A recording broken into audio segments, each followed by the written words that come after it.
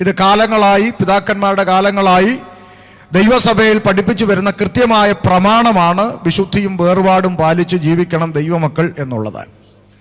എന്നാൽ ആത്യന്തികമായി എന്താണ് ഈ വേർപാട് എന്നുള്ളതിനെ കുറിച്ച് പുതിയ തലമുറയ്ക്ക് വലിയ പിടുത്തമൊന്നും ഇല്ല. വേർപാടെന്നൊക്കെ പാസ്റ്റർമാർ പ്രസംഗത്തിൽ പറഞ്ഞു കേൾക്കാം. എന്താണ് ഈ വേർപാട് എന്നുള്ളതിനെ കുറിച്ച് വലിയൊരു കാഴ്ചപ്പാട് പുതിയ തലമുറയ്ക്ക് ഇല്ലാത്തത് കൊണ്ട് നമ്മൾ വളരെ കൃത്യമായി അടുക്കടുക്കായി പരമാവധി വ്യാഖ്യാനങ്ങളില്ലാതെയാണ് നമ്മൾ പഠിച്ചുകൊണ്ടിരിക്കുന്നത്. സ്വന്തം വ്യാഖ്യാനമൊക്കെ ഉപയോഗിച്ചാൽ ചിലപ്പോൾ എല്ലാവർക്കും തെറ്റാൻ സാധ്യതയുണ്ട്. അതുകൊണ്ട് പരമാവധി വ്യാഖ്യാനങ്ങളില്ലാതെ ഒരു വാക്യത്തെ മറ്റൊരു വാക്യം കൊണ്ട് തന്നെ, ഇണവാക്യം കൊണ്ട് തന്നെ പരിശോധിച്ച് പഠിച്ചു വരുന്ന രീതിയാണ് ഈ 3 ദിവസവും നമ്മൾ ചെയ്തുകൊണ്ടിരിക്കുന്ന 4ാമത്തെ ദിവസമാണ് കൃപയാൽ. അപ്പോൾ നമ്മൾ വേർപാട് പഠിച്ചു തുടങ്ങിയത് പ്രധാനമായി 3 നിലയിലാണ്. ലേഖനങ്ങളുടെ അടിസ്ഥാനത്തിൽ ദൈവസഭ 3 നിലയിൽ വേർപാട് പാലിക്കണമെന്ന് നമ്മൾ പഠിച്ച് വന്നവരെല്ലാം ഇവിടെ തന്നെ ഒരു ദിവസം മുടങ്ങാതെ വന്നിട്ടുണ്ട്. അത് വലിയ സന്തോഷമാണ്. വന്നവർക്കൊക്കെ അറിയാം, നമ്മൾ പ്രധാനമായി 3 പോയിന്റിൽ നിന്ന് തുടങ്ങി. 1, ദൈവമക്കൾ അവിശ്വാസികളോട് വേർപാട് പാലിക്കണം. 2, ലോകത്തോട് വേർപാട് പാലിക്കണം. 3, കള്ള സഹോദരന്മാരോട് വേർപെട്ടിരിക്കണം, അകന്നു നിൽക്കണം എന്ന് നമ്മൾ വളരെ കൃത്യമായിട്ട് മനസ്സിലാക്കി. ഇതിൽ ആദ്യത്തെ പോയിന്റ് അവിശ്വാസികളോട് വേർപെടണം എന്നായിരുന്നു. അതിന് നമ്മൾ 3 ഘട്ടം പഠിച്ചു. A, B, C എന്നിങ്ങനെ 3 ഘട്ടം അതിന് നമ്മൾ പഠിച്ചു. അതിലൊന്ന്, അവിശ്വാസികളെ കണ്ടാൽ മിണ്ടരുതെന്നോ, അവരുമായി യാത്ര ചെയ്യരുതെന്നോ, അവരുടെ കൂടെ പോകരുതെന്നോ, സഹകരിക്കരുതെന്നോ, സ്നേഹിക്കരുതെന്നൊന്നും അല്ല വേർപാടിൻ്റെ മാനദണ്ഡം. അവരുടെ കൂടെ അങ്ങനെയാണെങ്കിൽ പൗലോസ് പറഞ്ഞ് നമ്മൾ ഈ ലോകം വിട്ട് പോകേണ്ടി വരുമെന്ന് പറഞ്ഞു. അപ്പോൾ അങ്ങനെയുള്ള ആളുകളുടെ നടുവിൽ നമ്മൾ പാർക്കുമ്പോൾ സ്നേഹം, സഹകരണം, അങ്ങോട്ടും ഇങ്ങോട്ടുമുള്ള സൗഹൃദങ്ങളൊക്കെ ആകാത്ത ലെവൽ എന്തൊക്കെയാണെന്ന് നമ്മൾ പഠിച്ചു. 1, അവരുടെ ആചാര അനുഷ്ഠാനങ്ങളിൽ നമ്മൾ പങ്കാളിത്തം വഹിക്കരുത്, അതിന് നമ്മൾ അകന്നു നിൽക്കണമെന്ന് വളരെ കൃത്യമായി. പഴയ നിയമത്തിൽ യഹോവ ഇപ്രകാരം അരുളി ചെയ്യുന്നു, ജാതികളുടെ വഴി പഠിക്കരുത്. അതിൻ്റെ ഇണവാക്യം പുതിയ നിയമത്തിൽ പത്രോസിന്റെ ലേഖനം കണ്ടു, ജാതികളുടെ ഇഷ്ടമനുസരിച്ച് കാലം പോക്കിയത് മതി എന്ന് പറഞ്ഞ് നമ്മൾ ആ വാക്യത്തിൽ നിന്ന് കണ്ടു. പിന്നീട് ഗലാത്യ ലേഖനത്തിൽ ദിവസങ്ങളും മാസങ്ങളും കാലങ്ങളും ആണ്ടുകളും പ്രമാണിച്ച് നടക്കുന്ന സഭയുടെ വിട്ടുകളയാത്ത കുറവുകളെ കുറിച്ച് പൗലോസ് പറയുന്ന ഭാഗങ്ങളൊക്കെ നമ്മൾ ചിന്തിച്ചു. അപ്പൊ ആചാര അനുഷ്ഠാനങ്ങളിൽ നിന്ന് വേർപെടണം. 2ാമത്തെ ചിന്ത എന്താ നമ്മൾ ചിന്തിച്ചത്? അവിശ്വാസികളിൽ നിന്ന് വേർപെടുന്നതിന്റെ 2ാം ഘട്ടം എന്താ ചിന്തിച്ചത്? വിഗ്രഹാർപ്പിതങ്ങളിൽ നിന്ന് 100% ദൈവസഭ വേർപെട്ടിരിക്കണം. അത് കൃത്യമായ ഉപദേശമാണ്. അപ്പോസ്തലപ്രവൃത്തി 15 വാമൊഴിയായി പറയുന്നു, 21 അത് എഴുത്തുമൂലം പറയുന്നു, 1 കൊരിന്ത്യർ 8-ാം അധ്യായത്തിൽ മുഴുവൻ അത് പക്ക ഉപദേശമായി സ്ഥാപിക്കപ്പെടുന്നു. ഇത് നമ്മൾ വളരെ കണക്റ്റഡ് ആയിട്ട് പഠിച്ചു. അപ്പൊ വിഗ്രഹാർപ്പിതങ്ങളിൽ വേറെ. 3ാമത്തെ ചിന്ത നമ്മൾ പഠിച്ചു. എന്താണ്? അവിശ്വാസികളോട് വേർപെടുന്നതിന്റെ 3ാം ഘട്ടം എന്താ നമ്മൾ പഠിച്ചത്? നമ്മുടെ തലമുറ അവിശ്വാസികളുമായി ഇണയല്ല പിണ കൂടരുത്. നമ്മുടെ രക്ഷിക്കപ്പെട്ട ദൈവ കുഞ്ഞുങ്ങളുടെ തലമുറ രക്ഷിക്കപ്പെടാത്തവരിൽ നിന്ന് ബന്ധമെടുക്കുന്നത് ദൈവീകമല്ല. ഒന്നുകിൽ അത് മാനുഷിക ഇഷ്ടത്തിലാകാം, ഒരിക്കലും അത് ദൈവീകമല്ല. അതുകൊണ്ട് ഞാനൊരു ആത്മാവിനെയും കൂടെ നേടാൻ പോവുകയാണെന്ന് പറയുന്ന പിള്ളേരുടെ തിയോളജി ഒന്നും വേദപുസ്തക പ്രകാരം യോജിക്കാൻ കഴിയുന്നതല്ല. പിള്ളേരങ്ങനെ പറയുന്നത്. കാരണം അവരൊരെണ്ണത്തെ സ്വന്തമായിട്ട് സെലക്ട് ചെയ്യുന്നു, അത് വിശ്വാസി അല്ലെന്ന് കണ്ടാൽ ഉടനെ പിന്നെ പറയും സ്നാനപ്പെടുത്തിയാലേ ഞങ്ങളെ പാസ്റ്റർ കെട്ടിക്കുമെന്ന് പറയും. അവസാനം ചെറുക്കൻ പറയും നിന്നെ കിട്ടാൻ വേണ്ടി 1 അല്ല 9 വട്ടം മുങ്ങാനും ഞാൻ തയ്യാറാടിയെന്ന് പറയും. അപ്പോൾ കൊച്ചു പിന്നെ പപ്പായോട് പറയുന്നത് ഞാനൊരു ആത്മാവിനെയും കൂടെ.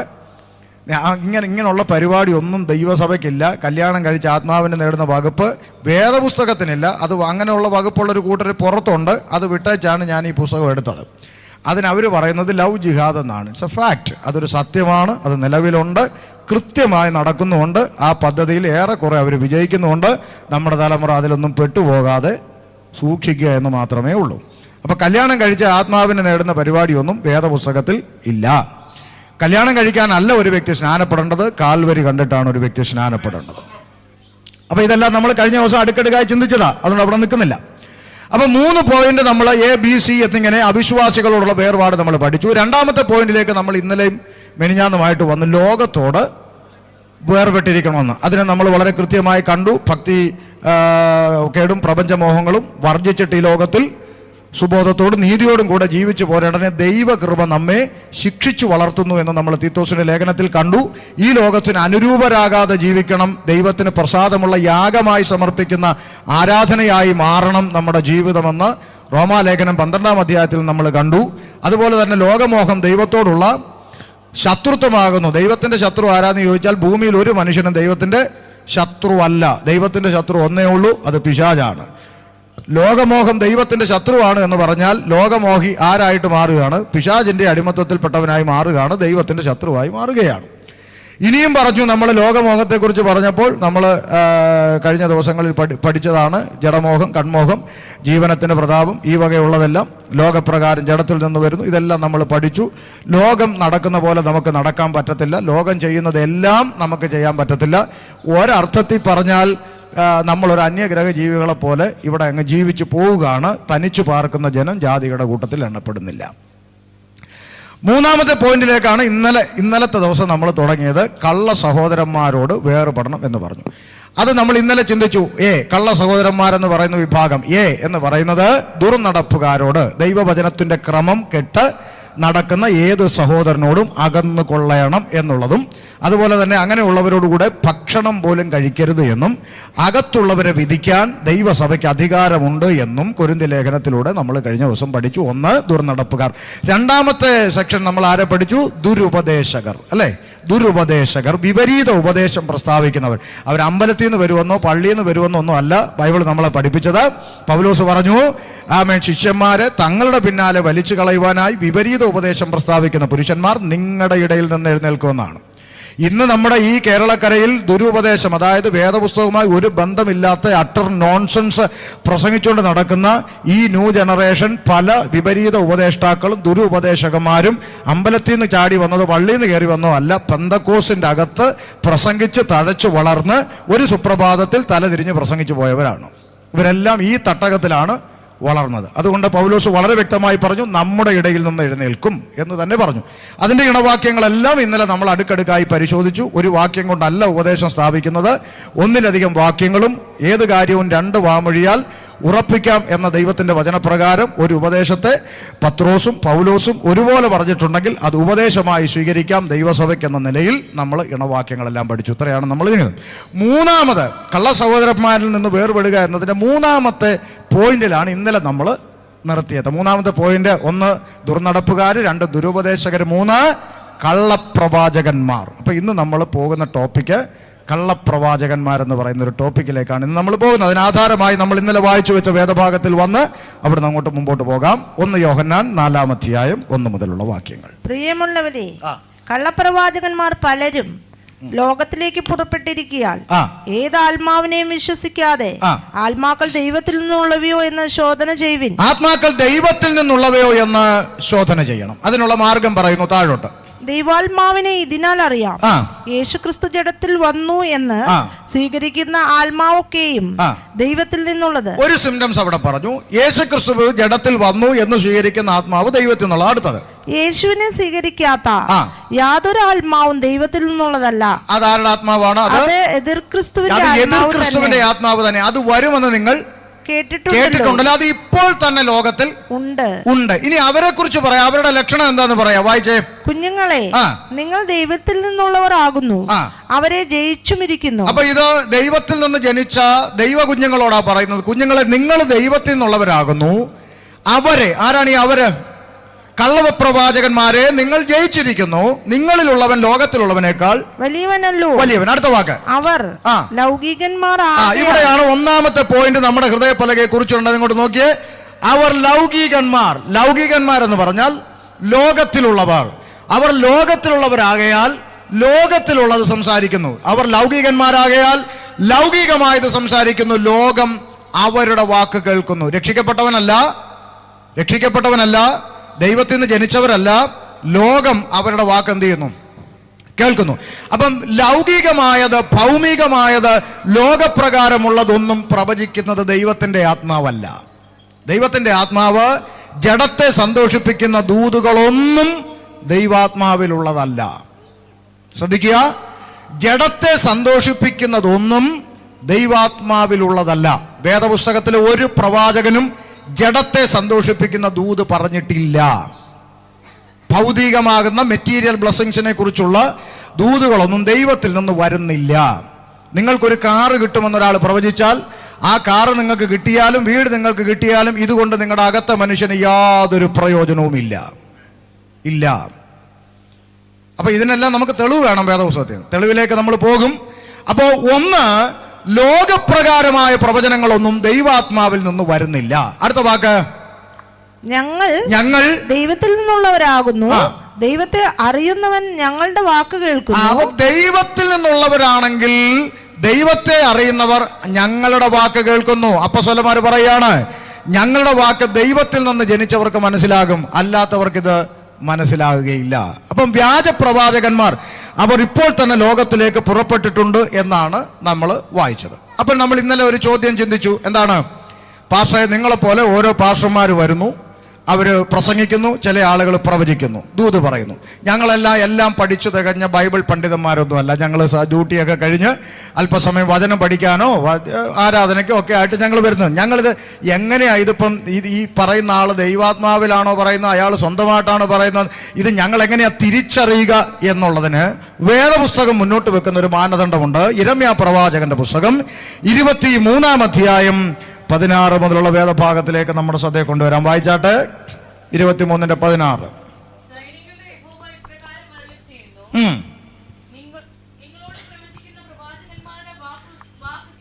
സൈന്യങ്ങളുടെ യഹോവ ഇപ്രകാരം അരുളി ചെയ്യുന്നു, നിങ്ങളോട് പ്രവചിക്കുന്ന പ്രവാചകന്മാരുടെ വാക്ക് കേൾക്കരുത്. ഇയോടാ, കേൾക്കരുതെന്നും കൂടെ ബൈബിളിൽ ഉണ്ടായിരുന്നോ? ഞങ്ങൾ ആരും ഇതുവരെ ശ്രദ്ധിച്ചിട്ടില്ലല്ലോ. കേൾക്കരുതെന്നും ഉണ്ടോ? ഉണ്ട്. കേൾക്കരുത്. എന്തുകൊണ്ട് കേൾക്കരുത്? വായിച്ചോ. അവർ നിങ്ങളെ വ്യാജം ഉപദേശിക്കുന്നു. അടുത്തത്, യഹോവയുടെ വായിൽ നിന്നുള്ളതല്ല, സ്വന്തം ഹൃദയത്തിലെ ദർശനം അത്ര അവർ പ്രവചിക്കുന്നത്. നോക്കൂ, ദൈവം കൊടുത്തിട്ടല്ല, അവരുടെ മനസ്സിൽ തോന്നിയത് അവരെന്ത് ചെയ്യുന്നു? അവർ പറയുന്നു. ഇത് എത്രയോ കാലങ്ങളായി നമുക്ക് അനുഭവമുള്ള കാര്യമാണ്. സ്വന്തം ഹൃദയത്തിലെ ദർശനം അത്ര അവർ പ്രവചിക്കുന്നു. പക്ഷെ നമുക്കിത് എങ്ങനെ മനസ്സിലാകും? തിരിച്ചറിയാനുള്ളൊരു ഗുട്ടൻസ് പറഞ്ഞതാ.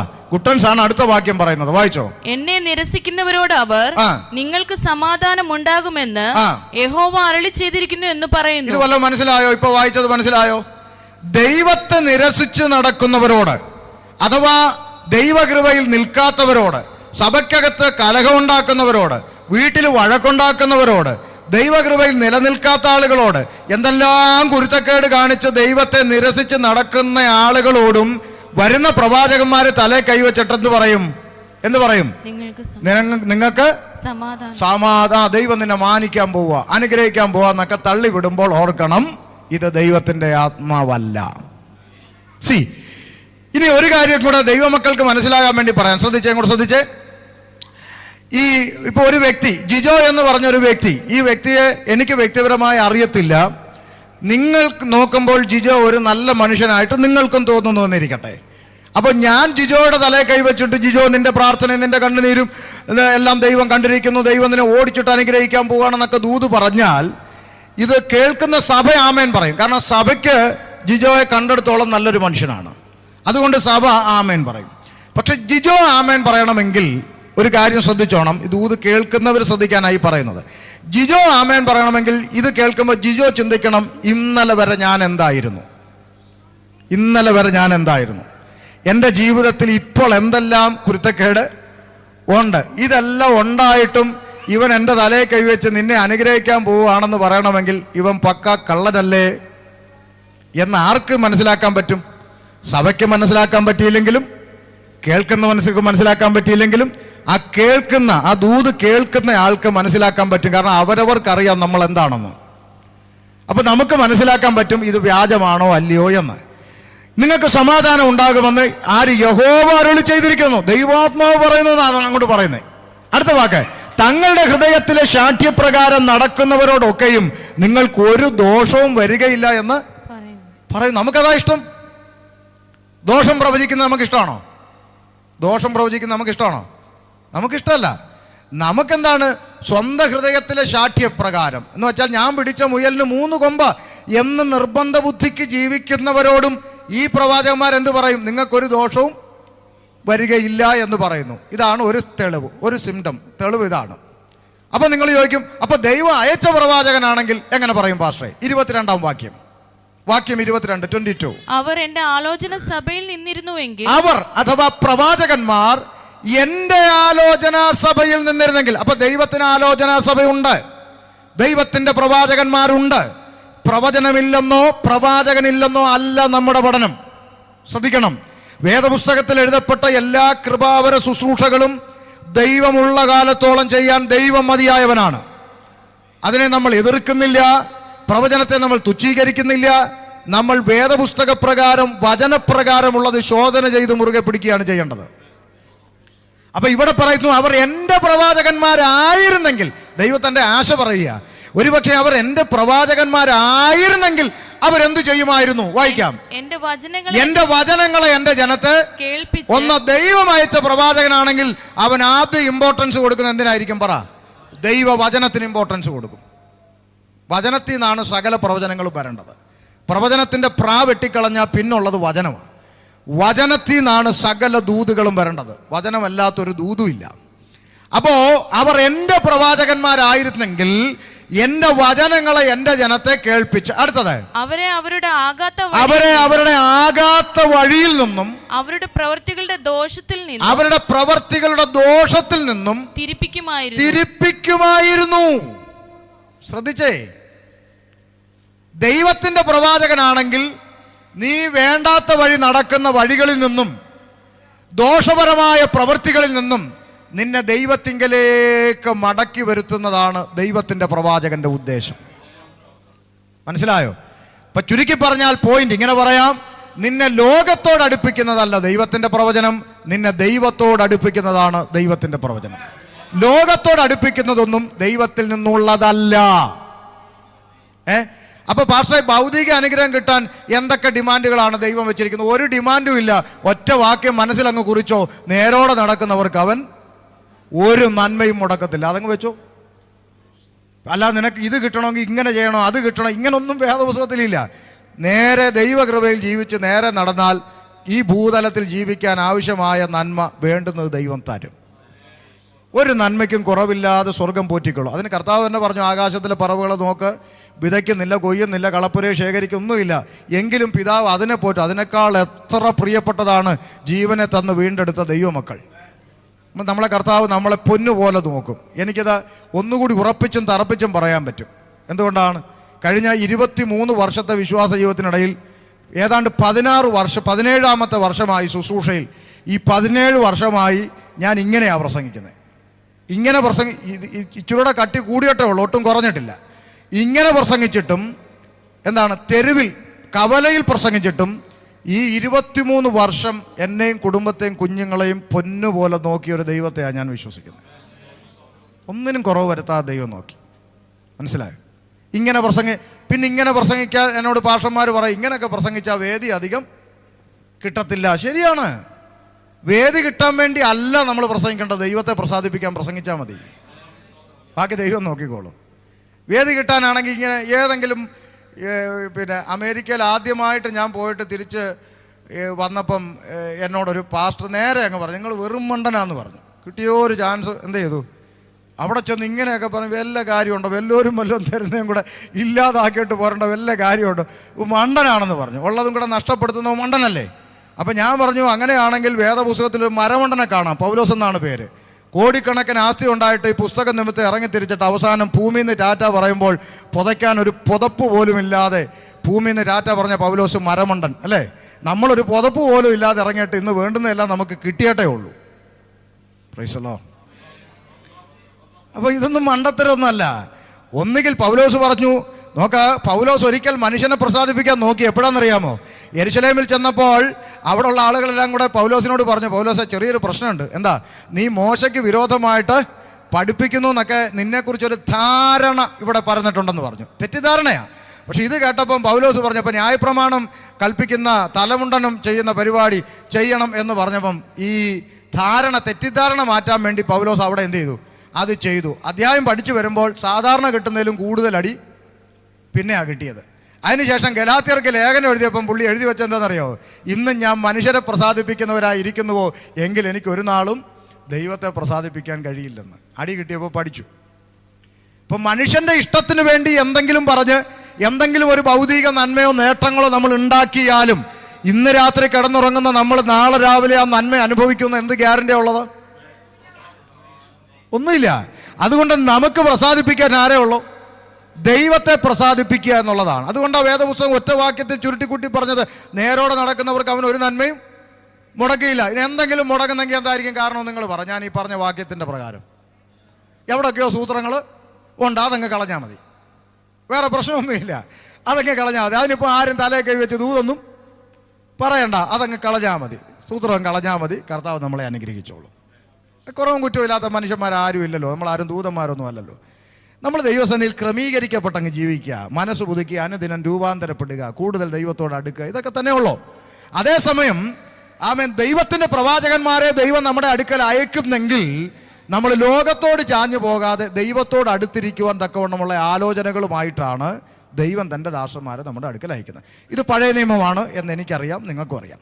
ഈ പഴയ നിയമത്തിലെ ഈ തിരുവചനത്തെ ഉറപ്പിക്കുന്ന ഒരു ഇണവാക്യം പുതിയ നിയമത്തിലുണ്ടോ എന്ന് ചോദിച്ചാൽ വളരെ കൃത്യമായി കൊരിന്ത്യ ലേഖനത്തിൽ പറയുന്നു, എല്ലാവരും പ്രവചിക്കുന്നു എങ്കിലോ ആത്മവരമില്ലാത്തവനോ അവിശ്വാസിയോ അകത്തു വന്നാൽ അവൻ എല്ലാവരാലും വിവേചിക്കപ്പെടുകയും അങ്ങനെ അവൻ്റെ പാപത്തെക്കുറിച്ച് അവന് ബോധം വരികയും അവൻ ദൈവസന്നിധിയിൽ കവിണ്ണു വീഴുകയും ചെയ്യും എന്നാണ്. അപ്പോൾ പുതിയ നിയമത്തിലും പ്രവാചകന്റെ ലക്ഷ്യം എന്താണ്?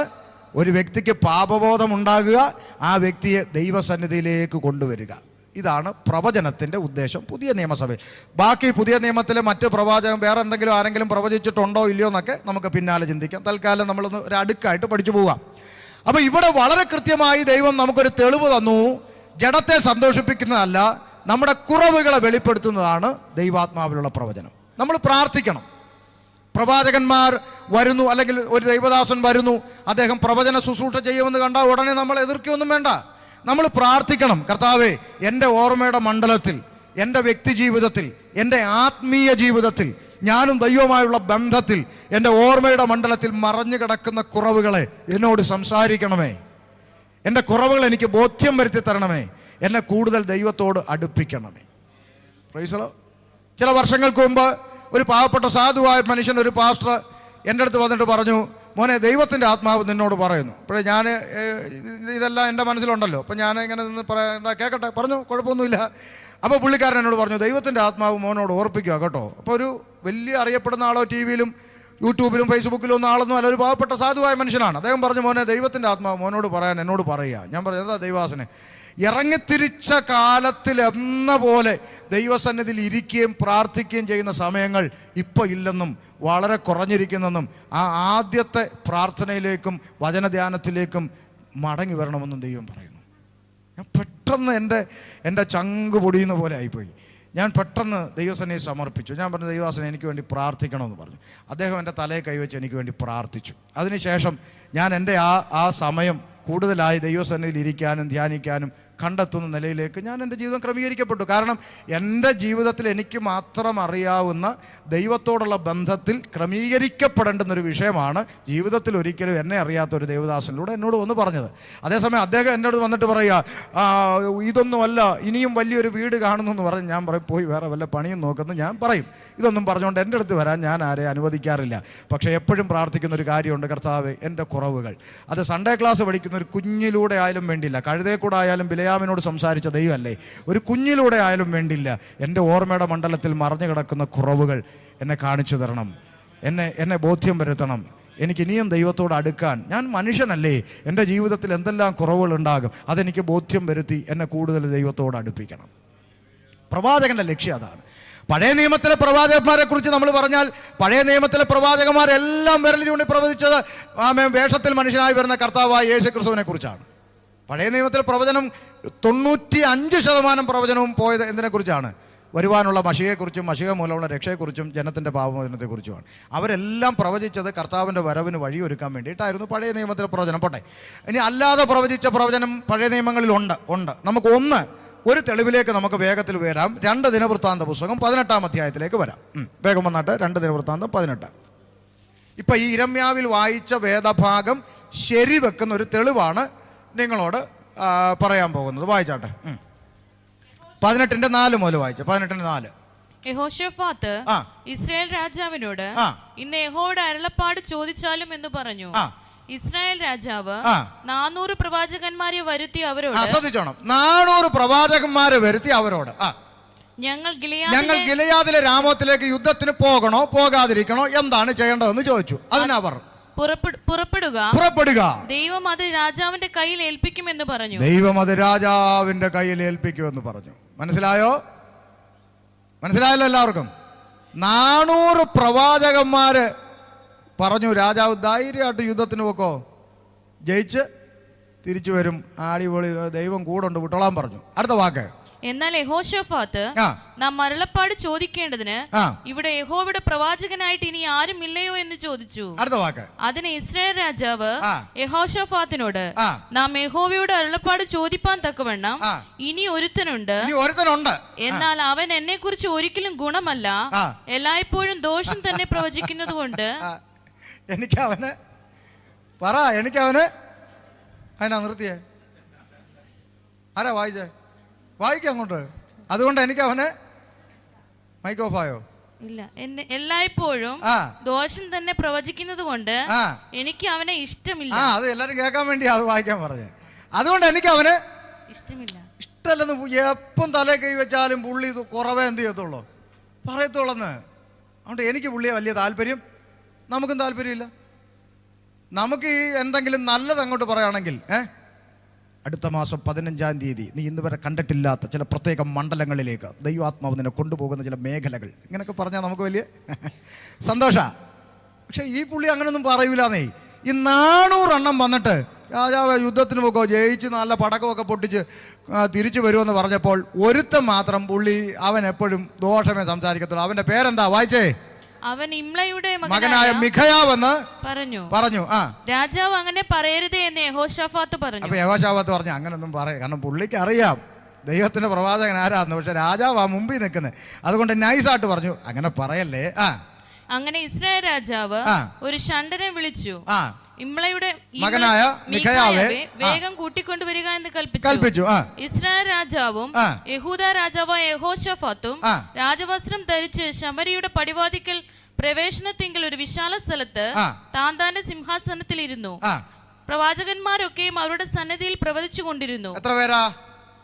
400 പേര്. വായിച്ചു. കെനയനയുടെ മകനായ സിദക്കിയാവ് തനിക്ക് ഇരുമ്പ് കൊണ്ട് കൊമ്പുണ്ടാക്കി നീ ഇവ കൊണ്ട് അരാമ്യരെ അവർക്ക് ഒടുങ്ങും വരെ കുത്തിക്കളയും എന്നീ പ്രകാരം യഹോവ അരുളി ചെയ്യുന്നു എന്ന് പറഞ്ഞു. ദൈവം വല്ലതും പറഞ്ഞാണോ? ഉടനെ ഈ പുള്ളി കൊമ്പ് ഉണ്ടാക്കി, ഇരുമ്പ് കൊണ്ട് കൊമ്പ് വരെ പുള്ളി ഉണ്ടാക്കി. മനസ്സിലായോ? ഇതുപോലെ ചിലരുണ്ടാക്കുന്നത്. നാളെ ഒരുത്തം ഫ്രണ്ടിലിരുന്ന ഒരു കൊച്ചിനെ നോക്കിയിട്ട് പറഞ്ഞു, ഒരു വെളുത്ത കോട്ടും സിറിഞ്ചും ഞാൻ കാണുന്നു. ഉടനെ പിന്നെ യോഗം കഴിഞ്ഞപ്പം തന്തയും തള്ളയും കൂടെ പെൺകൊച്ചിനെ കൊണ്ട് പ്രാർത്ഥിക്കാമെന്നു. എൻ്റെ കൊച്ചിനോടാ വെളുത്ത സിറിഞ്ചും കോട്ടും എന്താ? അപ്പം നേഴ്സ്. അപ്പം നേഴ്സാണോ? ഇവക്ക് താല്പര്യം, ദൈവാത്മാവ് പറയുന്നു സിറിഞ്ചും കോട്ടും. എന്നാൽ എവിടെ ആണെന്നും കൂടെ പാസ്റ്ററെ എന്തെങ്കിലും ദൂത് കിട്ടുമെന്നൊന്ന് പറ. ഉടനെ പുള്ളി വീണ്ടും 2 അന്യഭാഷ പറഞ്ഞിട്ട് പറഞ്ഞു ബി ബാംഗ്ലൂർ. അപ്പോൾ ചുരുക്കി പറഞ്ഞാൽ സിറിഞ്ച് കണ്ടാൽ തല ഇറങ്ങി വീഴുന്ന പെങ്കൊച്ചിനെ ദൂത് കേട്ടെന്ത് ചെയ്തു? നേഴ്സിങ്ങിന് അയച്ചു. ഇത് കഥയല്ല, നേഴ്സിങ്ങിന് അയച്ചു. അവസാനം 4 വർഷം പഠിച്ച കൊച്ച് 8 നില പൊട്ടി. അവസാനം ആ കൊച്ച് സൂയിസൈഡ് ചെയ്യാൻ പോയി. അതുകൊണ്ടാണ് ഞങ്ങളൊക്കെ ഈ ദൈവാസന്മാർ ഇത് അറിഞ്ഞ് മരിക്കാൻ ചിന്തിച്ച് നടന്നപ്പോൾ ദൈവാസന്മാരെ അറിയിച്ച് 8-10 പാഷന്മാരായി ചെന്ന് കൊച്ചിനോട് സംസാരിച്ച് 4 വർഷമല്ലേ പോലും ജീവിതമൊന്നും പോയില്ലല്ലോ, നീ നിൻ്റെ ഇഷ്ടപ്രകാരമുള്ള മേഖലയിലേക്ക് നീ പഠിക്കു കുഞ്ഞെന്ന് പറഞ്ഞ് അവളെ കൗൺസിലിംഗ് കൊടുത്ത് അവളെ ധൈര്യപ്പെടുത്തി അയച്ച് കൃപയാൽ ആ കുഞ്ഞ് ജീവനോടുണ്ട്. ഇതാ ഞാൻ പറഞ്ഞത്. ദൈവം പറഞ്ഞില്ലെങ്കിലും എന്തെങ്കിലുമൊക്കെ അങ്ങ് ഉണ്ടാക്കും. ഇപ്പം ഇവൻ ഇരുമ്പും കൊമ്പും ഉണ്ടാക്കിയ പോലെ. മനസ്സിലായോ? ഇതുപോലെ വേറൊരു സംഭവം ഉണ്ട്, നിങ്ങൾ വായിച്ചിട്ടുണ്ടാകും. ദിനവൃത്താന്ത പുസ്തകത്തിൽ എടുക്കണ്ട, ഇപ്പം നമ്മൾ ഒരു ഓർമ്മയ്ക്ക് വേണ്ടി പറയുക. പിന്നെ ദാവീദ് ദേവദാരു കൊണ്ടുള്ള അരമനയിൽ വസിക്കും കാലം യഹോവയുടെ നിയമപ്പെട്ടകം തിരശീലയ്ക്ക് പിന്നിലിരുന്നു, അല്ലേ? ഇപ്പോൾ ദാവീദിന് കിടന്നിട്ട് ദേവദാരു കൊണ്ടുള്ള കട്ടിലേക്ക് കിടന്നിച്ച് പുള്ളിക്ക് ഉറക്കം വരുന്നില്ല. എന്താ? പുള്ളി നല്ല സെറ്റപ്പിൽ കിടക്കുന്നു, യഹോവയുടെ പെട്ടകം കർട്ടൻ്റെ പിറകിൽ ഇരിക്കുന്നു. അപ്പോൾ പുള്ളിക്കൊരാഗ്രഹം, ശരി നമ്മൾ ഇത്രയും നല്ല വീട്ടിലൊക്കെ താമസിക്കുമ്പോൾ സഭ ഇങ്ങനെ, ഇപ്പോഴത്തെ ഭാഷയിൽ സഭ ഇങ്ങനെ കിടക്കും, അങ്ങനെ ഒരു വിഷമം. അപ്പോൾ ഉടനെ പുള്ളി ഉടനെ ആരെ വിളിച്ചു?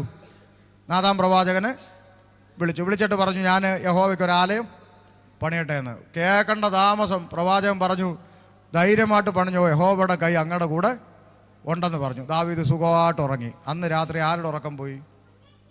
വായിച്ചിട്ടില്ലേ? 12-ാം അധ്യായത്തിൽ ദിനവൃത്താന്തം 12.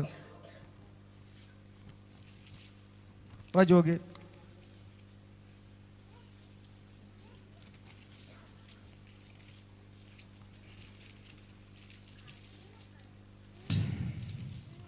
ഒന്ന് ദിനവൃത്താന്തം 12 12 11 9 ഞാൻ അധ്യായം കറക്റ്റ് ഓർക്കുന്നില്ലല്ലോ. 17 ഒന്ന് ദിനവൃത്താന്തം 17 വായിച്ചോ. ദാവീദ് തന്റെ അരമനയിൽ വസിച്ചിരിക്കും കാലം ഒരു നാൾ നാഥാൻ പ്രവചനം, ഇതാ ഞാൻ ദേവദാരു കൊണ്ടുള്ള അരമനയിൽ വസിക്കുന്നു, യഹോവയുടെ നിയമപ്പെട്ടകമോ തിരശീലകൾക്കു കീഴെ ഇരിക്കുന്നു. നാഥാൻ ദാവീദിനോട്, നിന്റെ താല്പര്യം പോലെയൊക്കെയും ചെയ്താലും യഹോവ നിന്നോട് കൂടെയുണ്ട് എന്ന് പറഞ്ഞു. ആണ്ടോ? അപ്പൊ ദാവീദിന് സ്വസ്ഥമായി, ദാവീദ് സമാധാനമായി ഉറങ്ങി. അന്ന് അടുത്ത വാക്ക് നോക്കെ, അന്ന് രാത്രി നാഥാന് ദൈവത്തിന്റെ അരുളപ്പാട് ഉണ്ടായത് എന്തെന്നാൽ, നീ ചെന്ന് എന്റെ ദാസനായ ദാവീദിനോട് പറക, യഹോവ ഇപ്രകാരം അരുളി ചെയ്യുന്നു, എനിക്ക് വസിപ്പാനുള്ള ആലയം പണിയേണ്ടത് നീയല്ല. മതി, നിക്കട്ടെ. ആദ്യം ദൂത് പറഞ്ഞു, ദൂത് കേട്ടവൻ സമാധാനമായിട്ട് ഉറങ്ങി. പക്ഷെ പറഞ്ഞവന് സ്വർഗ്ഗം ഉറക്കം കൊടുത്തില്ല. അന്ന് രാത്രി ഇടപെട്ടിട്ട് പറഞ്ഞു, പോയി മാറ്റി പറയടാന്ന്. മനസ്സിലായോ? അതുകൊണ്ട് ഒരു കാര്യം മനസ്സിലാക്കിക്കോണം, ദൈവത്തിൻ്റെ പ്രവാചകന്മാർക്ക് ചിലപ്പോൾ മാനുഷികമായൊരു ദൂത് പറഞ്ഞ് തെറ്റു പറ്റാം എന്നതിൻ്റെ തെളിവാണ് ഇപ്പോൾ വായിച്ചത്. അവർക്ക് ചിലപ്പോൾ മാനുഷികമായി മുമ്പിലിരിക്കുന്ന ആൾക്കൊരു സമാധാനം കിട്ടാൻ വേണ്ടി മാനുഷികമായൊരു ദൂത് പറഞ്ഞെന്ന് വരാം. പക്ഷേ അവൻ ദൈവത്തിൻ്റെ പ്രവാചകനാണെങ്കിൽ 24 മണിക്കൂർ മുമ്പ് അത് തിരുത്തി പറഞ്ഞിരിക്കും. ഇവിടെയാണ് നമ്മൾ പലരെയും വിമർശിക്കുന്നത്. ഒരുത്തൻ നാട് ലോകം മൊത്തം കേൾക്കെ പറഞ്ഞു, 2020 ഫ്ലർഷിങ്ങിൻ്റെ ദിവസമാണ്, ഫ്ലർഷിങ്, തളിർക്കുകയാണ്, ഇന്ന് വരെ കണ്ടിട്ടില്ലാത്ത ഒരു തളിർപ്പിലേക്ക് ദൈവം നയിക്കാൻ പോകുന്ന വർഷമാണ് 2021. നാട് മൊത്തം കേൾക്കെ ലൈവിനകത്തൂടെ വിളിച്ചു പോയി. കൊറോണ വന്നിട്ടെല്ലാം വീട്ടിൽ കയറി, തളിർപ്പുമില്ല, പൂക്കലുമില്ല, കായ്ക്കലുമില്ല, എല്ലാം ഉണങ്ങി വീട്ടിൽ കയറി, കുറേ എണ്ണം ചത്ത് ലോകത്തുനിന്ന് പോയി. അപ്പം ഒരു തെറ്റ് അദ്ദേഹത്തിന് പറ്റാം. പക്ഷെ വിമർശനം വന്നത് എന്തുകൊണ്ടാണെന്നറിയാമോ? ഞാനത് ഒരു പുതിയ വർഷത്തിലേക്ക് ദൈവജനം പ്രവേശിക്കുമ്പം നീ ചത്തുപോവാടാ എന്ന് പറയുന്നതിനേക്കാളും ജനങ്ങളുടെ മനസ്സിനൊരു സമാധാനം സന്തോഷം ഉണ്ടാകട്ടെ എന്ന് വിചാരിച്ചു ഞാൻ എൻ്റെ മാനുഷിക ചിന്തയിൽ അത് പറഞ്ഞതാണ്. ദൈവജനം ആ വിഷയത്തിൽ എന്നോട് ക്ഷമിക്കണമെന്ന് പറഞ്ഞാൽ അദ്ദേഹത്തിൻ്റെ മഹത്വം കൂടത്തതേ ഉള്ളൂ, ദൈവം ശുശ്രൂഷയെ മാനിക്കത്തേ ഉള്ളൂ. തല്ലിക്കൊന്ന ഇവന്മാർ തിരുത്തി പറയുകയില്ല. മനസ്സിലായോ? അതുകൊണ്ടാണ് ഇവരൊന്നും ദൈവത്തിൻ്റെ പ്രവാചകന്മാരല്ല എന്ന് ഷമീർ കൊല്ലം പറയുന്നത്. തെറ്റുപറ്റാം, പറയണം, തിരുത്തി പറയൂല. പകരം പറഞ്ഞെന്നറിയോ? 2020 ഈ ജനത്തോട് ഞാൻ എന്ത് പറയണം കർത്താവേ എന്ന് ചോദിച്ച് ഞാൻ എൻ്റെ പ്രാർത്ഥനാ മുറിയിൽ ധ്യാനിച്ചിരിക്കുമ്പോൾ പരിശുദ്ധാത്മാവ് എൻ്റെ മുറിയിലിറങ്ങി വന്ന് പറഞ്ഞു, തളിർപ്പിൻ്റെ ഇമാതിരി തള്ളുന്നവന് ആണ് നമ്മൾ എന്ത് ചെയ്യുന്നത്, ചിലപ്പോൾ എന്ത് ചെയ്യുന്നത്, വിമർശിക്കേണ്ടി വരുന്നത്. അപ്പോൾ തെറ്റുപറ്റ, അതൊന്നും ആരും എല്ലാം തികഞ്ഞവരൊന്നും അല്ല. പക്ഷേ എന്ത് ചെയ്യണം, അതെൻ്റെ മാനുഷിക ബുദ്ധിയിൽ ഞാൻ പറഞ്ഞതാണെന്നൊരു വാക്ക് പറഞ്ഞാൽ ദൈവത്തിൻ്റെ സന്നിധിയിലും മനുഷ്യരുടെ മുമ്പിലും മഹത്വം കൂടത്തതേ ഉള്ളൂ. ഒരിക്കലും അത് അപമാനമല്ല, അതൊരു ക്വാളിറ്റിയാണ്. Praise the Lord. അപ്പം നാഥാനോട് പറഞ്ഞു, പോയി പറയണമെന്ന് പറഞ്ഞു. തിരിച്ച് നാഥാൻ പോയി പറഞ്ഞു അതേ അധ്യായത്തിൽ. മനസ്സിലായോ? അപ്പം ഒരു തെളിവിന് വേണ്ടി ഒന്ന് എടുത്തതേ ഉള്ളൂ. നമുക്ക് തിരിച്ച് മറ്റേ കൊമ്പും ഇരുമ്പും ഉണ്ടാക്കിയ വിഷയത്തിലോട്ട് വരാം. 400 എണ്ണം അവിടെ പ്രവചിച്ചുകൊണ്ട് നിൽക്കുക. വായിച്ചോ. ദിനവൃത്താന്തത്തിലേക്ക് തിരിച്ചു പോവാം. പ്രവാചകന്മാരൊക്കെയും അങ്ങനെ തന്നെ പ്രവചിച്ചു.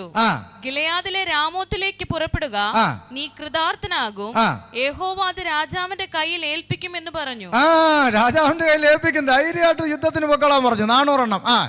മീഖായാവേ, വിളിപ്പാൻ പോയ ദൂതൻ അവനോട്. ഇവിടെയാണ് അടുത്ത കളി. ദൈവത്തിന്റെ പ്രവാചകനെ വിളിക്കാൻ പോയ ദൂതൻ പ്രവാചകനോട് പറയാണെന്ന് വായിച്ചേ. നോക്കൂ, പ്രവാചകന്മാരുടെ വാക്കുകൾ ഒരുപോലെ രാജാവിന് ഗുണമായിരിക്കുന്നു. നിന്റെ വാക്കും അവരിൽ ഒരുത്തിൻ്റെത് പോലെ ഇരിക്കട്ടെ, നീയും ഗുണമായി പറയണമേ എന്ന് പറഞ്ഞു. നോക്ക്, ഈ വിളിക്കാൻ പോയവൻ ചെന്നിട്ട് പറയാതെ, ഞങ്ങൾ കുറച്ച് പ്രവാചകന്മാർ അഡ്ജസ്റ്റ് ചെയ്ത് പ്രവചിച്ച് വെച്ചിട്ടുണ്ട്, പുള്ളി നല്ല ഇഷ്ടപ്പെട്ട് സന്തോഷമായിട്ടിരിക്കുക, നീ ആട്ടി ചെന്ന് കുളമാക്കരുത്, നീയും കൂടെ ഞങ്ങൾ പറഞ്ഞ പോലെ അഡ്ജസ്റ്റ് ചെയ്തങ്ങ് പറഞ്ഞേക്കണം, നല്ല കിഴി കിട്ടും. അപ്പോൾ നോക്ക്, എല്ലാവരും ഒരു അഡ്ജസ്റ്റ്മെൻറ്റാ. ഒരു കാര്യം എപ്പോഴും മനസ്സിലാക്കിക്കോണം, ഈ കള്ളപ്രവാചകന്മാർ തമ്മിലെല്ലാം ഭയങ്കര കൂട്ടാ. നിങ്ങൾ എപ്പോഴും മനസ്സിലാക്കിക്കോണം. എനിക്കൊരു വിഷമവും കൂടെ ആ കൂട്ടത്തിൽ പറയാനുണ്ട്. ഈ കള്ളന്മാരെല്ലാം ഭയങ്കര ഐക്യതയാണ്. ഒരു ന്യൂ ജനറേഷൻ്റെ മീറ്റിങ്ങിൻ്റെ ബോർഡ് നോക്കിയാൽ സകല കള്ളന്മാരും ആ പോസ്റ്ററിൻ്റെ അകത്ത് കാണും. അതിനകത്ത് കാണും. അവർക്ക് ഒരു തമ്മിത്തല്ലില്ല, ഒരു വിഷയമില്ല, ഒരു വഴക്കുമില്ല. പക്ഷേ ഒരു സങ്കടം എന്താ പറയുക, ഈ ഉപദേശത്തിൽ നിൽക്കുന്ന ദൈവദാസന്മാർ തമ്മിൽ യാതൊരു ഐക്യവും ഇല്ല. ഒരുത്തൻ ഇവിടെ കൺവെൻഷൻ വെച്ചാൽ ആ ഡേറ്റ് അപ്പുറത്ത് ഉപവാസം വെക്കും. എന്ത് ചെയ്യും? അവിടുന്ന് ഒരുത്തൻ ഇങ്ങോട്ട് വരാതിരിക്കാൻ വേണ്ടി. അമ്മാതിരി ഐക്യമാണ്. ഉപദേശം എന്ന് പറഞ്ഞാൽ നമ്മൾ പാരമ്പര്യ IPCAG ചർച്ച് ഓഫ് ഗോഡ് ഷാരോണൊക്കെയാണ്. പക്ഷേ ചില സമയത്ത് ഇസബേലിൻ്റെ ആത്മാവ് കയറും. അതെന്തോ ഇസബേലിൻ്റെ ആത്മാവെന്ന് ഞാൻ പറയാൻ കാര്യം, ഇസബേൽ ഒരിക്കലും ഒരു ഉപവാസം പ്രഖ്യാപിച്ചു. എന്തിനാ? ദൈവത്തോടുള്ള അമിത സ്നേഹം കൊണ്ട് എനിക്ക് ഉപവസിച്ചേ പറ്റൂ എന്നുള്ള കൊതി കൊണ്ടാണോ? അല്ല, മറ്റവന് പണി കിട്ടാൻ വേണ്ടി 3 ദിവസം ഉപവസിച്ചു. അതുപോലെ ആത്മാവാണ് ഇന്ന് പല ചർച്ചകളിലും. ഇപ്പുറത്ത് യോഗം നടക്കുമ്പോൾ അപ്പുറത്ത് ഉപവാസം വെക്കുക. അതാ ഞാൻ പറഞ്ഞ ഇസബേലിൻ്റെ ആത്മാവ്. അപ്പോൾ ഈ കള്ളന്മാർ തമ്മിൽ ഭയങ്കര ഐക്യതയാ. എന്തൊക്കെ സംഭവിച്ചാലും കള്ളപ്രവാചകന്മാർ ഒരുമിച്ച് നിൽക്കും. ഈ 400 എണ്ണം ഒരുപോലെ നിന്നിട്ട് ഒരുത്തൻ ഒറ്റയ്ക്ക് അപ്പുറത്തേക്ക് അവനോട് പറഞ്ഞു, ഒരു വിധത്തിൽ ഞങ്ങൾ രാജാവിനെ അഡ്ജസ്റ്റ് ചെയ്ത് സുഖിപ്പിച്ച് നിർത്തേക്കുക, നീയും കൂടെ കയറ്റി അടിച്ചോ, നമുക്ക് കിട്ടുന്ന കിഴി ഒരുമിച്ച് പങ്കുവെച്ചെടുക്കാന്നൊക്കെ പറഞ്ഞാൽ ഇവനെ വിളിച്ചോണ്ട് വരുന്നത്. കേട്ടോണേ, ഗുണമായി പറയണേന്ന്. അടുത്തത്. അതിന് മീഖായാവ്, യഹോവയാണ് എന്റെ ദൈവം അരുളി ചെയ്യുന്നത് തന്നെ ഞാൻ പ്രസ്താവിക്കുമെന്ന് പറഞ്ഞു. ഇതൊന്ന് കിഴിയുടെ വലിപ്പമൊന്നും കണ്ട് പുള്ളി കുലുക്കുന്നില്ല. പുള്ളി പറഞ്ഞു, എന്റെ ദൈവം എന്നോട് പറയുന്നത് ഞാൻ എന്ത് ചെയ്യും, പറയുമെന്ന് പറഞ്ഞു. അപ്പോ അടുത്തത്. അവൻ രാജാവിന്റെ അടുക്കൽ വന്നപ്പോൾ രാജാവ് അവനോട്, മീഖായാവെ, ഞങ്ങൾ ഗിലെയാദിലെ രാമോത്തിലേക്ക് യുദ്ധത്തിന് പോകുകയോ പോകാതിരിക്കുകയോ എന്തു വേണ്ടു എന്ന് ചോദിച്ചു. അതിന് അവൻ, പുറപ്പെടുവീൻ, നിങ്ങൾ കൃതാർത്ഥരാകും, അവർ നിങ്ങളുടെ കയ്യിൽ ഏൽപ്പിക്കപ്പെടുമെന്ന് പറഞ്ഞു. അപ്പൊ നോക്കെ, മറ്റവന്മാരെല്ലാം പറഞ്ഞ പോലെ ഈ പുള്ളി എന്ത് ചെയ്തു? ഞാനായിട്ടൊരു യുദ്ധം ഉണ്ടാക്കണ്ടെന്ന് വിചാരിച്ച് പുള്ളി പറഞ്ഞു, പൊക്കോ, ധൈര്യമായിട്ട് പൊക്കോ രാജാവേ, കുഴപ്പമൊന്നുമില്ല. ഈ 400 എണ്ണം അവിടെ പറഞ്ഞിരിക്കുന്നിടത്ത് ഇനി ഇങ്ങേരി ഒന്ന് കുളവാക്കണ്ടെന്ന് വിചാരിച്ച് പറഞ്ഞു. ഉടനെ മറ്റേ പുള്ളി സമ്മതിക്കത്തില്ല. അടുത്ത വാക്ക്. രാജാവ് അവനോട്, നീ യഹോവയുടെ നാമത്തിൽ സത്യമല്ലാതെ യാതൊന്നും എന്നോട് പറയരുതെന്ന് എത്ര പ്രാവശ്യം ഞാൻ നിന്നോട് സത്യം ചെയ്തു പറയണമെന്ന് ചോദിച്ചു. പുള്ളി കേൾക്കുകയല്ല. പുള്ളിക്ക് ഇപ്പൊ സത്യം തന്നെ എന്ത് ചെയ്യണം? കേൾക്കണം. എന്നാ പിന്നെ കേട്ടോട്ടെ വിചാരിച്ചു. വായിച്ചോ. അതിനവൻ, ഇടയനില്ലാത്ത ആടുകളെ പോലെ ഇസ്രായേലൊക്കെയും പർവ്വതങ്ങളിൽ ചിതറിയിരിക്കുന്നത് ഞാൻ കണ്ടു. അപ്പോൾ യഹോവ, ഇവർക്ക് നാഥനില്ല, രാജാവ് നഷ്ടപ്പെടാൻ പോകുന്നു, ഇവർക്ക് നാഥനില്ല, ഇവർ ഓരോരുത്തൻ താന്റെ വീട്ടിലേക്ക് സമാധാനത്തെ മടങ്ങിപ്പോകട്ടെ എന്ന് കൽപ്പിച്ചു എന്ന് പറഞ്ഞു. ആമേൻ. വായിക്കോ. അപ്പോൾ ഇസ്രായേൽ രാജാവ് യഹോശഫാത്തിനോട്, ഞാൻ അന്നേരം പറഞ്ഞില്ലേ ഇവനെ വിളിക്കരുതെന്ന്, ഇവൻ എന്നെ കുറിച്ച് ദോഷമല്ലാതെ ഗുണം പ്രവചിക്കയില്ലെന്ന് ഞാൻ നിന്നോട് പറഞ്ഞില്ലയോ എന്ന് പറഞ്ഞു. അന്നേരം നിന്റെ അടുത്ത് പറഞ്ഞില്ലേ ഇവനെ വിളിക്കല്ലെന്ന്? കണ്ട, ഇത് തന്നെ ഇപ്പോഴും നമ്മുടെ പാസ്റ്റർമാരും പറയുന്നത്, അങ്ങേരെ വിളിക്കല്ലോ എന്ന് ഞാൻ അന്നേരം. ദൈവത്തിന്റെ അരുളപ്പാട് ആയതുപോലെ അറിയിക്കുന്നവൻ എന്ത് ചെയ്യരുത്? വിളിക്കരുത്. വിളിച്ച ആകെ പ്രശ്നമാ. വിളിക്കരുതെന്ന് പറഞ്ഞു. അന്നേരം ഞാൻ പറഞ്ഞല്ലേ എന്ന് പറഞ്ഞു. പോട്ടെ, 22-ാം വാക്യത്തിലെത്തി. എന്ത് സംഭവിച്ചെന്നും കൂടെ ഒന്ന് വായിച്ചു. നമുക്ക് ഇനി ഒത്തിരി വിഷയം ചിന്തിക്കാം. യഹോവ ബോഷ്കിന്റെ ആത്മാവിനെ നിന്റെ ഈ പ്രവാചകന്മാരുടെ വായിൽ കൊടുത്തിരിക്കുന്നു. യഹോവ നിന്നെ കുറിച്ച് അനർത്ഥം കൽപ്പിച്ചുമിരിക്കുന്നു. ആണത്തത്തോടെ നിന്നിട്ട് പറഞ്ഞതാ, ഈ നിരന്ന് നിൽക്കുന്ന 400 എണ്ണവും കള്ളപ്രവാചകന്മാരാന്ന് പറഞ്ഞു. മനസ്സിലായോ? ഈ നിരന്ന് നിൽക്കുന്ന 400 എണ്ണവും കള്ളപ്രവാചകന്മാരാ. ഇവന്മാരുടെ അകത്തിരിക്കുന്നത് ബോഷ്കിന്റെ ആത്മാവാണോ എന്ന് തന്റെ ഇടത്തോടെ രാജാവിന്റെ മുമ്പിൽ വിളിച്ചു പറഞ്ഞു. അടുത്ത വാക്ക്. അപ്പൊ കെനയനയുടെ മകനായ സിദെക്കിയാവ് അടുത്ത് ചെന്ന് മീഖായാവെ ചെകിട്ട് തടിച്ചു. കണ്ടോ? അപ്പൊ ദൈവത്തിന്റെ ആത്മാവ് കൊടുത്ത പ്രവചനം പറഞ്ഞാൽ എന്ത് കിട്ടും? ചകിട്ടത്തിട്ട് അടി കിട്ടും. ഉടായ്പ് പറഞ്ഞാൽ എന്ത് കിട്ടും? കിഴി കിട്ടും. ഏത് വേണം? സ്തോത്രം. രാജാവിന്റെ മനസ്സിന് ഇച്ചിരി സന്തോഷം തോന്നി അങ്ങ് പോയി ചാകട്ടെ എന്ന് വിചാരിച്ച് ഒരു കള്ളം പറഞ്ഞു വിട്ടാൽ കിഴിയും പാരിതോഷങ്ങളും പോകാൻ നേരം നല്ല വലിയ പെട്ടിയൊക്കെ മേടിച്ച് സാധനങ്ങളൊക്കെ കൊടുത്ത്, ഇവിടുത്തെ ഭാഷയിൽ പറഞ്ഞാൽ പ്രവാചകൻ വന്ന് അത്തള പുത്തള തവളാച്ചിന്ന് എന്ത് ദൂത് പറഞ്ഞാലും നമ്മൾ എന്ത് ചെയ്യും? എല്ലാം കെട്ടി പൊതിഞ്ഞ് വലിച്ചു വാരി നമ്മൾ ഭയങ്കര സന്തോഷത്തോടൊക്കെ കൊടുത്തു വിടും. പക്ഷേ ദൈവത്തിൻ്റെ ആത്മാവ് പറയുന്നത് അതുപോലെ പറഞ്ഞാൽ നമ്മൾ ജഗട്ടത്തിട്ട് അടി നേരിട്ട് കൊടുത്തില്ലെങ്കിലും മനസ്സിലെങ്കിലും കൊടുക്കും. മനുഷ്യൻ ഇങ്ങനെയാന്നേ. ദൈവത്തിൻ്റെ ആലോചന ഒന്നും ആർക്കും വേണ്ട. തിരുവഴുത്തിൽ എഴുതിയിരിക്കുന്ന കാര്യമൊന്നും ആർക്കും വേണ്ട. ഇതൊന്നും മനുഷ്യൻ്റെ തലയിൽ കയറുന്നില്ലല്ലോ. ഒന്ന് ആലോചിച്ച് നോക്കി. ഇതിലോ എത്ര കൃത്യമായിട്ടാണ് ഇവിടെ രേഖപ്പെടുത്തിയിരിക്കുന്നത്. ഇതിനകത്തൊരു വള്ളി പുള്ളി സ്വന്തം വ്യാഖ്യാനത്തിൻ്റെ ആവശ്യമുണ്ടോ? ഒന്ന് ചിന്തിച്ച് നോക്കിയേ. എന്നിട്ട് പറയാ, ചെകിട്ടത്തടിച്ചിട്ട് ചോദിക്കുക, നിന്നോട് സംസാരിക്കാൻ യഹോവയുടെ ആത്മാവ് എന്നെ വിട്ട് ഏത് വഴിയായി കടന്നു വന്നു? ഞങ്ങളോടൊന്നും ഇടപെടാതെ ഈ ആത്മാവ് നിന്നോടെങ്ങനാണ് ഇടപെട്ടെന്നും ചോദിച്ചാണ് അവൻ്റെ ചെകിട്ടത്ത് അടിച്ചത്. അപ്പൊ യിരെമ്യാ പ്രവാചകന്മാരെ കുറിച്ച് പറഞ്ഞ ആ സിംറ്റംസ് ഇവിടെ കറക്റ്റായോ?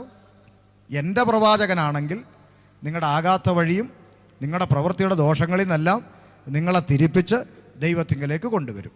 എന്നാൽ കള്ളപ്രവാചകനാണെങ്കിൽ നിങ്ങളെ ജഡത്തെ സന്തോഷിപ്പിക്കുന്ന ദൂത് പറഞ്ഞ് നിങ്ങളെ സന്തോഷിപ്പിക്കും. ഇപ്പോൾ ഏകദേശം ഒരു ക്ലാരിറ്റി വന്നു.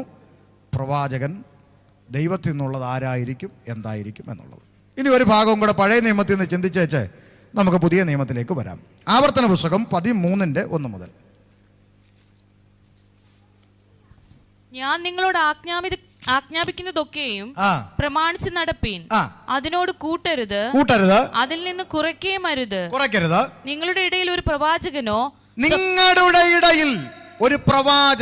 സ്വപ്നക്കാരനോ എഴുന്നേറ്റ് നീ അറിഞ്ഞിട്ടില്ലാത്ത അന്യദൈവങ്ങളെ നാം ചെന്ന് സേവിക്ക എന്ന് പറഞ്ഞുകൊണ്ട് ഒരു അടയാളമോ, ഈ പദം ശ്രദ്ധിച്ചു കേട്ടോണം, ഒരടയാളമോ അത്ഭുതമോ മുമ്പേ അറിയിക്കുകയും അവൻ പറഞ്ഞ അടയാളമോ അത്ഭുതമോ സംഭവിക്കുകയും ചെയ്താൽ, സംഭവിക്കത്തില്ലെന്നല്ല, സംഭവിക്കുകയും ചെയ്താൽ ആ പ്രവാചകന്റെയോ സ്വപ്നക്കാരന്റെയോ വാക്ക് നീ കേട്ടനുസരിക്കരുത്. സംഭവിച്ചാലും അനുസരിക്കരുതെന്ന്. അയ്യോ പാസ്റ്ററെ പറഞ്ഞ പോലെ തന്നെ സംഭവിച്ചെന്ന്, എന്നാലും അനുസരിക്കരുത്. മനസ്സിലായോ? അങ്ങനല്ലേ എഴുതിയേക്കുന്നേ. ഇപ്പൊ നമ്മളെല്ലാം എടുത്തു വെക്കുന്ന ഒരു മാനദണ്ഡം ഇതാ, പറഞ്ഞതുപോലെ നടന്നു. പണ്ട് ഞാൻ സ്കൂളിൽ പഠിക്കുന്ന കാലത്ത് ബസ് സ്റ്റോപ്പിലൊക്കെ നിൽക്കുമ്പം തത്തയും കൊണ്ട് ഒരുത്തൻ വന്നിട്ട് എന്നോട് ഇതേ കണക്ക് പറയുമായിരുന്നു, മകനെ നീ ഇങ്ങനെ ആകും. ഏറെക്കുറെ ചിലതൊക്കെ നടന്നിട്ടുണ്ട്, ചിലതൊക്കെ കറക്കിക്കുത്തായിരുന്നു. അതുകൊണ്ട് അവന് ദൈവത്തിൻ്റെ ആത്മാവാണോ? അല്ല. പൗലോസും ശീലാസും പോയ വഴിക്ക് പിറകെ വന്നൊരു അമ്മച്ചി, ഇവർ അത്യുന്നതനായ ദൈവത്തിൻ്റെ ദാസന്മാര്, രക്ഷാമാർഗം നിങ്ങളോട് അറിയിക്കാൻ വന്നവരാണ് എന്ന് പറഞ്ഞത് ദൈവത്തിൻ്റെ ആത്മാവായിരുന്നോ? പറഞ്ഞ ദൂത് വള്ളി പുള്ളി വിടാതെ സത്യം. പൗലോസിനെ മുമ്പ് കണ്ടിട്ടില്ല, നേരത്തെ കൂട്ടി കരുതി കൂട്ടിയതൊന്നും വെച്ച ദൂതല്ല. പക്ഷേ പറഞ്ഞ ആൾ ദൂതനല്ല, ഭൂതമാണെന്ന് പരിശുദ്ധാത്മാവ് തിരിച്ചറിഞ്ഞു ശാസിച്ചു. ഇനി ഇവിടെ പറയുന്ന കോണ്ടെക്സ്റ്റ് എന്താന്ന് കൂടെ നമ്മൾ പഠിക്കണം. 13-ാം അധ്യായം 1-ാം വാക്യം വീണ്ടും നമുക്കൊന്ന് പരിശോധിക്കാം. ഞാൻ നിങ്ങളോട് ആജ്ഞാപിക്കുന്നതൊക്കെയും പ്രമാണിച്ച് നടപ്പിന് അതിനോട് കൂട്ടരുത്, അതിൽ നിന്ന് കുറയ്ക്കരുത്. നിങ്ങളുടെ ഇടയിൽ ഒരു പ്രവാചകനോ സ്വപ്നക്കാരനോ എഴുന്നേറ്റ് നീ അറിഞ്ഞിട്ടില്ലാത്ത, അപ്പൊ ഇതാണ് പോയിന്റ്, നീ അറിഞ്ഞിട്ടില്ലാത്ത അന്യദൈവങ്ങളെ നാം ചെന്ന് സേവിക്കുക എന്ന് പറഞ്ഞുകൊണ്ട് ഒരടയാളമോ അത്ഭുതമോ മുന്നറിയിക്കുക, അവൻ പറഞ്ഞ അടയാളമോ അത്ഭുതമോ സംഭവിക്കുകയും ചെയ്താൽ നീ അവന്റെ വാക്ക് വിശ്വസിക്കരുത്. അപ്പൊ അതിന് പറഞ്ഞ മാനദണ്ഡം എന്താ? ഈ അത്ഭുതങ്ങളും അടയാളങ്ങളും ഒക്കെ മുമ്പേ കൂട്ടി പ്രവചിക്കുകയും ആ പ്രവചിച്ചതുപോലെ തന്നെ കാര്യങ്ങൾ കൃത്യമായി നടക്കുകയും ഒക്കെ ചെയ്താലും ആ പ്രവാചകൻ നിന്നെ വേദപുസ്തകത്തിലെ ദൈവത്തിങ്കലേക്കല്ല കൊണ്ടുപോകുന്നതെങ്കിൽ വിശ്വസിക്കരുത് എന്നാണ് ഈ അധ്യായത്തിൻ്റെ കോണ്ടെക്സ്റ്റ്. റൈറ്റ്? അപ്പം നിങ്ങൾ വിചാരിക്കും അപ്പം സമാധാനമായി. തീർന്നില്ല. അപ്പം നമ്മൾ ചിന്തിച്ചോണം, ദൈവവചനത്തിന് വിപരീതമായ ഉപദേശങ്ങളും ദുരുപദേശങ്ങളും പഠിപ്പിക്കുന്ന ഒരുത്തൻ ഈ പുസ്തകത്തിലെ ദൈവത്തിൻ്റെ അടുക്കലേക്കാണോ ജനത്തെ നയിക്കുന്നത്? അല്ല. അപ്പോൾ ഒരുത്തൻ്റെ പ്രവചനം അത് സംഭവിച്ചാലും സംഭവിച്ചില്ലേലും അത് വിശ്വസിക്കുന്നതിൻ്റെ മാനദണ്ഡം ഈ പുസ്തകത്തിലെ ഉപദേശമാണോ അവൻ പഠിപ്പിക്കുന്നത് എന്നതിനെ ആശ്രയിച്ചാണ് അവൻ്റെ വായിൽ നിന്ന് വരുന്ന ദൂത് വിശ്വസിക്കുകയോ വിശ്വസിക്കാതിരിക്കുകയോ ചെയ്യുന്നതിൻ്റെ മാനദണ്ഡം. ഒരുത്തൻ കൃത്യമായ ദൂതും പ്രവചനവും പറഞ്ഞു, പക്ഷേ വേദപുസ്തകത്തിന് വിരുദ്ധമായ കാര്യം പഠിപ്പിക്കുകയും ചെയ്താൽ അത് ദൈവത്തിൻ്റെ ആത്മാവാകുമോ? ഒരിക്കലും ആകുന്നില്ല. ഒരു ഉദാഹരണം ഞാൻ പറയാം. നമ്മുടെ നാട്ടിൻപുറത്ത് സജിത്ത് കണ്ണൂർ എന്ന് പറയുന്ന ഒരാളുണ്ടായിരുന്നു. ഇപ്പോൾ അയാൾ കത്തോലിക്കനാണ്, തിരിച്ചുപോയി. ഇദ്ദേഹം പല ആളുകളോടും പല ദൂതുകളും പറഞ്ഞിട്ടുണ്ട്, എനിക്ക് നേരിട്ടറിയാം. ഒരു കാലത്ത് ഇദ്ദേഹത്തിൻ്റെ പ്രസംഗങ്ങളൊക്കെ വാ വിളിച്ച് വണ്ടടിച്ചിരുന്ന് കേട്ട ആളാണ് ഞാൻ. അമ്മാതിരി വചനത്തിൻ്റെ പൊരുളുകളെ തിരിച്ചിങ്ങനെ പറയുന്ന ഞാനെന്നൊക്കെ രക്ഷിക്കപ്പെട്ട സമയമാണ്. ആ സമയത്തൊക്കെ ഈ പയ്യൻ ഇങ്ങനെ പ്രസംഗിക്കുന്ന കാണുമ്പം നമ്മളിങ്ങനെ രോമാഞ്ചം കൊണ്ടിരുന്നിട്ടുണ്ട്. എത്ര കൃത്യമായിട്ടാണ് വചനത്തിൻ്റെ ഉപദേശങ്ങൾ. സജിത്ത് കണ്ണൂർ, അതുപോലെ തന്നെ ജോൺ ലോറൻസ്, ഇവരെല്ലാം. അപ്പോൾ ഇതൊക്കെ നമ്മൾ അതിശയത്തോടെ കണ്ടിട്ടുണ്ട്. പക്ഷെ പിന്നെ പിന്നെ പിന്നെ അങ്ങോട്ട് പോയപ്പോൾ ഇവർ വചനത്തിൻ്റെ ഉപദേശത്തിൽ നിന്ന് മാറി. ശ്രദ്ധിക്കണം. അപ്പോഴും ഇവർ പറയുന്ന പല പ്രവചനങ്ങളും ടി വിയിലൂടെയൊക്കെ നമ്മളെ ഞെട്ടിക്കുന്നുണ്ട്. പക്ഷെ ഇവർ പഠിപ്പിക്കുന്ന ഉപദേശം ദൈവവചനത്തിന് നേരെ ഓപ്പോസിറ്റുമാണ്. നെയ്യാറ്റിങ്കര മുനിസിപ്പൽ സ്റ്റേഡിയത്തിൽ ഒരു കൺവെൻഷൻ നടന്നപ്പോൾ കർത്തൃമേശ കൊടുക്കുന്നു കൺവെൻഷന്. അവിടെ വീഞ്ഞ് തികയാതെ വരുമ്പോൾ പെപ്സി മേടിക്കാൻ പറയുന്നു. അമേരിക്കയിൽ ഫിലദൽഫിയയിൽ ചെന്ന മനുഷ്യൻ അവിടെ പാല് കൊണ്ട് കർത്തൃമേശ നടത്തുന്നു. ഇതൊക്കെ നടന്ന കാര്യങ്ങളാണ്. പിന്നെ പഠിപ്പിച്ചെന്താണ്? കർത്തൃമേശ അത്ര വലിയ ഗൗരവത്തോടെ കാണേണ്ടതൊന്നുമില്ല. കർത്തൃമേശ രോഗസൗഖ്യത്തിനുള്ള മരുന്നാണ്. അതുകൊണ്ട് നിങ്ങൾ വീട്ടിൽ അപ്പനും അമ്മയും മക്കളും കൂടെ ഒരുമിച്ച് കൂടി വീട്ടിലിരുന്ന് നുറുക്കി എന്ത് ചെയ്തോണം? കഴിച്ചോണം എന്ന് പഠിപ്പിക്കുന്ന ഒരു ഘട്ടം വന്നപ്പോഴാണ് പെന്തിക്കോസുകാർക്ക് കണ്ണു തുറന്നത്. ഇത് പോക്ക് ഡേഞ്ചർ ആണല്ലോ എന്ന്. അപ്പോൾ ഇത് കർത്തൃമേശ രോഗസൗഖ്യത്തിനുള്ളതാണെങ്കിൽ പിന്നെ എളുപ്പമാണ്. ഒരു ഇച്ചിരി അപ്പവും ഇച്ചിരി വീഞ്ഞും കൂടെ ഒരു ക്യാപ്സ്യൂൾ രൂപത്തിലാക്കി എല്ലാ മെഡിക്കൽ സ്റ്റോറിലും അങ്ങ് എത്തിച്ചാൽ മതി. അത് മേടിച്ച് കഴിക്കുക രോഗം. അപ്പോൾ പിന്നെ പഠിപ്പിക്കാൻ തുടങ്ങി, ഇത് കഴിക്കുന്നതിന് രക്ഷിക്കപ്പെടുകയോ സ്നാനപ്പെടുകയോ ഒന്നും വേണ്ട, യേശുവിൽ വിശ്വാസമുണ്ടോ, വിശ്വാസമുള്ള ആർക്കും കഴിക്കാമെന്ന് പറഞ്ഞ് തിരുവനന്തപുരത്തെ കൺവെൻഷനിൽ എന്ത് ചെയ്യുന്നു, ഇത് വരുന്നവർക്കും പോകുന്നവർക്കും എല്ലാം കൊടുത്തു. മാരായമുട്ടത്തുള്ള ഒരു ഹിന്ദു കുടുംബം ഇത് മേടിച്ച് കഴിച്ചേച്ച് തിരിച്ചു നിന്ന് പോകുന്ന വഴി ഒരു പാസ്റ്റർ കണ്ടേച്ച് പറയാണ്, പാസ്റ്റർ കൺവെൻഷന് പോയില്ലേ എന്ന് ചോദിച്ചു. പാസ്റ്റർ പറഞ്ഞു, ഓ ഞങ്ങൾ അവൻ്റെ കൺവെൻഷനൊന്നും പോകത്തില്ലെന്ന് പറഞ്ഞു. തന്നെ ഞങ്ങൾ പോയി പ്രസാദം കഴിച്ചിട്ട് വരുവാന്ന്. മനസ്സിലായോ? ആ പാവങ്ങൾക്ക് അറിയത്തില്ല. അവർക്ക് യേശു എന്താണോ, യേശുവിൽ വിശ്വാസം ഉണ്ടെന്ന് ചോദിച്ചു, വിശ്വാസം ഉണ്ടെന്ന് പറഞ്ഞു, എന്നാൽ കഴിച്ചോളാൻ പറഞ്ഞു. അപ്പോൾ അവർ പ്രസാദം. അപ്പോഴും മറുഭാഗത്തെ ആളുകൾ എന്തു പറയുന്നു, എന്തോരം അത്ഭുതങ്ങളാണ് നടക്കുന്നത്, രോഗികളൊക്കെ സൗഖ്യമോ, എന്തോരം ദൂതാ പറയുന്നത്. മറുഭാഗത്ത് വചനത്തിൻ്റെ ഉപദേശത്തിൽ നിന്ന് തെറ്റിക്കൊണ്ടിരിക്കുന്നു. പുസ്തകത്തിലെ ദൈവത്തിങ്കലേക്കല്ല ഈ പഠനം നിന്നെ കൊണ്ടുപോകുന്നത്. അങ്ങനെങ്കിൽ ആ പ്രവചനം ദൈവമക്കൾക്ക് വിശ്വസിക്കാനോ അനുസരിക്കാനോ പാടില്ല. ഇതിൻ്റെ കോണ്ടക്സ്റ്റ് അതാണ്. മനസ്സിലായി എന്ന് വിശ്വസിക്കുന്നു. അപ്പോൾ പഴയ നിയമത്തിൽ നിന്ന് അങ്ങനെ ഒരു ഭാഗം കൂടെ പ്രവചനത്തെക്കുറിച്ച് കാണുന്നു. ഇനി നമ്മൾ യോനയെക്കുറിച്ച് പഠിക്കുമ്പോൾ ദൈവത്തിൻ്റെ ആത്മാവ് യോനയോട് പറഞ്ഞത്, നീ നിനവയ്ക്ക് പോയിട്ട് അവർക്ക് സന്തോഷം വരുന്ന രീതിയിൽ നല്ലൊരു പ്രസംഗം കാഴ്ചവെച്ച് വരാനാണോ പറഞ്ഞത്? നീ നിനവ എന്ന പട്ടണത്തിൽ ചെന്ന് നിനവയ്ക്ക് വിരോധമായി പ്രസംഗിക്കാം. അയ്യോ, പുള്ളിക്ക് ആകെപ്പാട് ഞെട്ടലായി. പുള്ളി എന്ത് ചെയ്തു, നേരെ അടുത്തൊരു വണ്ടി വിളിച്ച് തർശീശിലേക്ക് പോയി. കാര്യം ഞാൻ അവിടെ ചെന്ന് ഇവർക്ക് വിരോധമായിട്ട് പ്രസംഗിച്ചിട്ട് വേണം അവന്മാരെല്ലാം കൂടെ എന്നെ തല്ലിക്കൊല്ല. പുള്ളി എന്ത് ചെയ്തു, തർശീശിലേക്ക് പോയി. തർശീശിലേക്ക് പോയപ്പോൾ തമ്പുരാൻ ഓടിച്ചിട്ട് പിടിച്ച് തിരിച്ചു കൊണ്ടുവന്ന് നിനവയ്ക്ക് വിരോധമായി പ്രസംഗിച്ചപ്പോൾ നോഹയുടെ ചിന്ത ഇവരെല്ലാം കൂടെ നോഹ എടുത്തിട്ട് അടിക്കുമെന്നായിരുന്നെങ്കിൽ ദൈവത്തിൻ്റെ പദ്ധതി അങ്ങനെ അല്ല. ആ വിരോധമായ പ്രസംഗം കേട്ടപ്പോൾ ജനം രട്ടെടുത്ത് ഉപവസിച്ച് മാനസാന്തരപ്പെട്ട് ഒരു കൂട്ടം ജനം ദൈവത്തിങ്കലേക്ക് മടങ്ങി വന്നു. ഒരു പട്ടണം വിടുവിക്കപ്പെടാൻ കാരണമായത് ദൈവാത്മാവ് ഇടപെട്ടതുപോലെ പ്രസംഗിച്ചത് കൊണ്ടാണ്, ജനത്തിന് ഇഷ്ടം വരുന്ന രീതിയിൽ പ്രസംഗിച്ചത് കൊണ്ടല്ല. പക്ഷേ ഈ വിരോധമായി പ്രസംഗിക്കുമ്പോൾ ജനം വിചാരിക്കും ഇങ്ങർക്ക് ഞങ്ങളോട് എന്തെങ്കിലും ദേഷ്യമുണ്ടോ എന്നില്ല. ദൈവത്തിൻ്റെ അരുളപ്പാടായതുപോലെ സംസാരിക്കുക എന്നുള്ളതാണ് ദൈവം അയക്കുന്ന പ്രവാചകന്മാരുടെ ദൗത്യം എന്ന് പറയുന്നത്. അത് നമ്മുടെ ജഡത്തെ സന്തോഷിപ്പിക്കുന്നത് ഒരിക്കലും ആവുകയില്ല. അതുകൊണ്ട് ചില ആളുകൾ പറയും, നിന്നെ ഞാൻ മകനെ നിന്നെ ഞാൻ കാനഡയിലേക്ക് അയക്കാൻ പോവാന്നൊക്കെ പറയുമ്പം ഓൾറെഡി കാനഡയിൽ പോയാൽ കൊള്ളാമെന്നൊക്കെ ചിന്തിച്ചിരിക്കുന്ന ആളുകളാണ്. പിന്നെ പറയാൻ വേണ്ട, ഇത് ദൂതാട്ടങ്ങ് ഉറപ്പിച്ചു. ഇവരവിടെ കാനഡയിൽ ചെന്നു. കാനഡയിൽ ചെല്ലുമ്പോൾ ഈ പാസ്റ്റർ ദൂത് പറഞ്ഞുകൊണ്ടാണ് ഞാൻ കാനഡയിൽ എത്തിയെന്ന് വിശ്വസിച്ചാണ് ചാക്കോച്ചിരിക്കുന്നത്. പക്ഷേ കൂടെ ജോലി ചെയ്യുന്ന മുഹമ്മദ് കുട്ടിയും നാരായണൻകുട്ടിയും വർഷങ്ങളായിട്ട് എവിടെ ഉണ്ട്, കാനഡയിലുണ്ട്. അവരെ ഏതെങ്കിലും പാസ്റ്റർമാർ പ്രവചിച്ചയച്ചാണോ? ഇതൊക്കെ സംഭവിക്കുന്നതിൽ അത്ഭുതപ്പെടാനുണ്ടോ? നോക്ക്, ഇവിടെ അള്ളാഹുവിനെ സേവിക്കുന്ന അറബിക്ക് 1,00,000 രൂപ കിട്ടുമ്പോൾ ആ അറബി കൂടെ ജോലി ചെയ്യുന്ന ചാക്കോച്ചന് 10,000 രൂപ കൊടുക്കുന്നു. ആ ചാക്കോച്ചൻ 10,000 രൂപ എന്നൊരു 1,000 രൂപ ഗസ്റ്റായിട്ട് വന്ന പാസ്റ്റർക്ക് സ്വോത്രാഴ്ച കൊടുക്കുന്നു.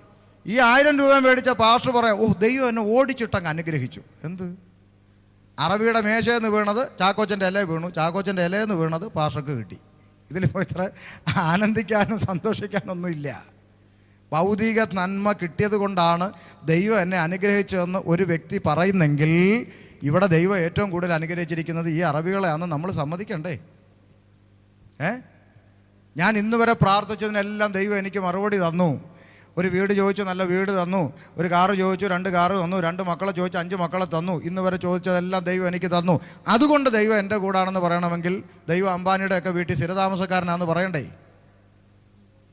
ഇതിലൊന്നുമല്ല ദൈവം എൻ്റെ കൂടാന്ന് പറയാനുള്ള മാനദണ്ഡം. പിന്നെന്താ? ഇവിടുത്തെ അംബാനിക്കില്ലാത്ത, അറബികൾക്കില്ലാത്ത, രാഷ്ട്രപതിക്കില്ലാത്ത, സൂപ്രണ്ടിനില്ലാത്ത, പ്രധാനമന്ത്രിക്കില്ലാത്ത ഒരു പദവി, സകലത്തെയും സൃഷ്ടിച്ച സകലത്തെയും ഉളവാക്കിയ മഹാദൈവത്തെ പിതാവേ എന്ന് വിളിക്കാനുള്ള പുത്രത്വത്തിൻ്റെ ആത്മാവിനെ ആ ദൈവം എനിക്ക് തന്നു. നിനക്കുണ്ടോ നിനക്കുണ്ടോ നിനക്കുണ്ടോ എന്ന് തൻ്റെ ഇടത്തോട് ചോദിക്കാൻ ദൈവമക്കൾക്ക് ലഭിച്ചിരിക്കുന്ന പ്രിവിലേജ് എന്ന് പറയുന്നത് സകലത്തെയും സൃഷ്ടിച്ചുണ്ടാക്കിയ മഹാദൈവത്തെ പിതാവേ എന്ന് വിളിക്കാൻ, കാൺമീൻ നാം ദൈവമക്കളെന്ന് വിളിക്കപ്പെടാൻ ഇതിനേക്കാൾ വലിയൊരു ലോട്ടറി ഇനി നമുക്ക് കിട്ടാനുണ്ടോ? സ്തോത്രം. അത്ര മഹത്വകരമായ പദവിയാണ് ദൈവം നമുക്ക് നൽകിയിരിക്കുന്നത്. അപ്പോൾ പഴയ നിയമത്തിലെ പ്രവാചക ദൗത്യം നമ്മൾ കണ്ടു. യിരെമ്യാവ് പറഞ്ഞത് അതുപോലെ തന്നെയാണെന്ന് തെളിയിക്കുന്ന ഒരു പ്രവാചകനെ നമ്മൾ ദിനവൃത്താന്തത്തിലും കണ്ടു. ഇനി പുതിയ നിയമത്തിലേക്ക് വരുമ്പോൾ 1 കൊരിന്ത്യർ 14:3-4 വാക്യങ്ങളിലേക്ക് വരാം. 1 കൊരിന്ത്യർ 14:3-4 വാക്യം. പ്രവചിക്കുന്നവനോ ആത്മീയ വർധനയ്ക്കും പ്രബോധനത്തിനും ആശ്വാസത്തിനുമായി മനുഷ്യരോട് സംസാരിക്കും. അപ്പൊ പ്രവചിക്കുന്നവൻ ഭൗതിക നന്മയ്ക്കല്ല, ആത്മീക വർധനയ്ക്കാണ് പ്രവചിക്കുന്നത്. കേൾക്കുന്നവൻ എന്തുണ്ടാകണം? ആത്മീക വർധന ഉണ്ടാകണം, ആശ്വാസം ഉണ്ടാകണം, പ്രബോധനം ഉണ്ടാകണം. മനുഷ്യരോട് സംസാരിക്കുന്നു. 4-ാം വാക്യം. അന്യഭാഷയിൽ സംസാരിക്കുന്നവൻ തനിക്ക് താൻ ആത്മീയ വർധന വരുത്തുന്നു. പ്രവചിക്കുന്നവൻ സഭയ്ക്ക് ആത്മീയ വർധന വരുത്തുന്നു. പ്രവചിക്കുന്നവൻ സഭയ്ക്ക് ആത്മീക വർധന വരുത്തുന്നു. എങ്ങനെ? സഭയിൽ ഒരു അവിശ്വാസി അകത്തു വരുമ്പോൾ പ്രവചിക്കുന്നവൻ ആത്മാവിൽ പ്രവചിച്ചിട്ട് അവന്റെ പാപത്തെക്കുറിച്ച് അവന് ബോധം വരുത്തി അവൻ ദൈവസന്നിധിയിൽ കവിണ്ണു വീണാൽ സഭയിൽ ആത്മീയ വർധന ഉണ്ടാകുന്നു. മനസ്സിലായോ? സഭയിൽ ഒരു ആത്മാവും കൂടെ വരുന്നു. പ്രവചനം എന്ന് പറയുന്ന കൃപാവരത്താൽ. അപ്പൊ പ്രവചനം ഇല്ലെന്നാണോ? അല്ല. ദൈവത്താലുള്ള പ്രവചനം ഇന്നതും ദൈവത്താൽ അല്ലാത്തത് ഇന്നതുമാണെന്നുമാണ് പഠിച്ചുകൊണ്ടിരിക്കുന്നത്. 14-ാം അധ്യായം 24-25 എന്താ പറയുന്നത്? വായിച്ച 24-25. എല്ലാവരും പ്രവചിക്കുന്നുവെങ്കിലോ അവിശ്വാസിയോ ആത്മവരമില്ലാത്തവന് അകത്തു വന്നാൽ എല്ലാവരുടെ വാക്കിനാലും അവന് പാപബോധം പാപബോധം പാപബോധം പാപബോധം. പ്രവാചകൻ, പുതിയ നിയമസഭയിലെ പ്രവാചകന്റെ ദൗത്യം പ്രവചനം ഒരുത്തന് പാപബോധം വരുത്തണം. അവൻ എല്ലാവരാലും വിവേചിക്കപ്പെട്ട്, അടുത്ത വാക്ക്, അവന്റെ ഹൃദയ രഹസ്യങ്ങൾ വെളിപ്പെട്ടു വരും. ഹൃദയ രഹസ്യങ്ങൾ വെളിപ്പെട്ടു വരും. അങ്ങനെ അവൻ കവിണ്ണു വീണ് ദൈവം വാസ്തവമായി നിങ്ങളുടെ ഇടയിൽ ഉണ്ടെന്ന് പറഞ്ഞ് ഏറ്റുപറഞ്ഞ് ദൈവത്തെ നമസ്കരിക്കും. ഒരവിശ്വാസി ദൈവസഭയ്ക്കകത്ത് കയറി വന്നാൽ സഭ ഒരു കൃപാവരത്തിനും കുറവില്ലാത്തവരായി ഉപവസിച്ചും പ്രാർത്ഥിച്ചും കൃപാവരങ്ങളെ പ്രാപിച്ചും ഇരിക്കുന്ന സഭയാണെങ്കിൽ ഒരുത്തൻ ആത്മാവിൽ പ്രവചിക്കുമ്പോൾ ആദ്യമായിട്ട് കടന്നു വരുന്നവന്റെ ഹൃദയത്തിന്റെ അകത്ത് ഒളിപ്പിച്ചു വച്ചിരിക്കുന്ന അവന്റെ സകല പാപത്തെക്കുറിച്ചും വെളിപ്പെടും. പാപം വെളിപ്പെടുമ്പോൾ അവന് പാപബോധം ഉണ്ടാകും. അവന് പാപബോധം ഉണ്ടാകുമ്പോൾ അവൻ പറയും, ഇത് വാസ്തവമായി ദൈവത്തിന്റെ സഭയാ, ഇവിടെ ദൈവമുണ്ട്. ഒരു വ്യക്തി രക്ഷിക്കപ്പെടാനിടയാകും. ഒരു വ്യക്തിക്ക് പാപബോധം വരാനിടയാകും. അതാണ് പ്രവാചകന്റെ ദൗത്യം. ഒരു വ്യക്തിയെ പാപബോധത്തിലേക്കും മാനസാന്തരത്തിലേക്കും ദൈവത്തിങ്കിലേക്കും മടക്കിക്കൊണ്ടുവരിക. അതാണ് യിരെമ്യാവ് പറഞ്ഞത്. അതാണ് പുതിയ നിയമസഭ പഠിപ്പിക്കുന്നത്. ഇനി പുതിയ നിയമത്തിൽ 2 പ്രവചനം പ്രവചിച്ച വ്യക്തിയെ നമുക്ക് കാണാം. അഗബോസിന്റെ 2 പ്രവചനങ്ങളും എന്തായിരുന്നു? ഭൗതിക നന്മയോ മെറ്റീരിയൽ ബ്ലെസ്സിങ്സോ ആയിരുന്നോ എന്ന് നമുക്കൊന്ന് പരിശോധിക്കാം. അഗബോസിന്റെ 1-ാം പ്രവചനം 11-ാം അധ്യായം, അപ്പോസ്തല പ്രവൃത്തി 11-ാം അധ്യായം 27-28.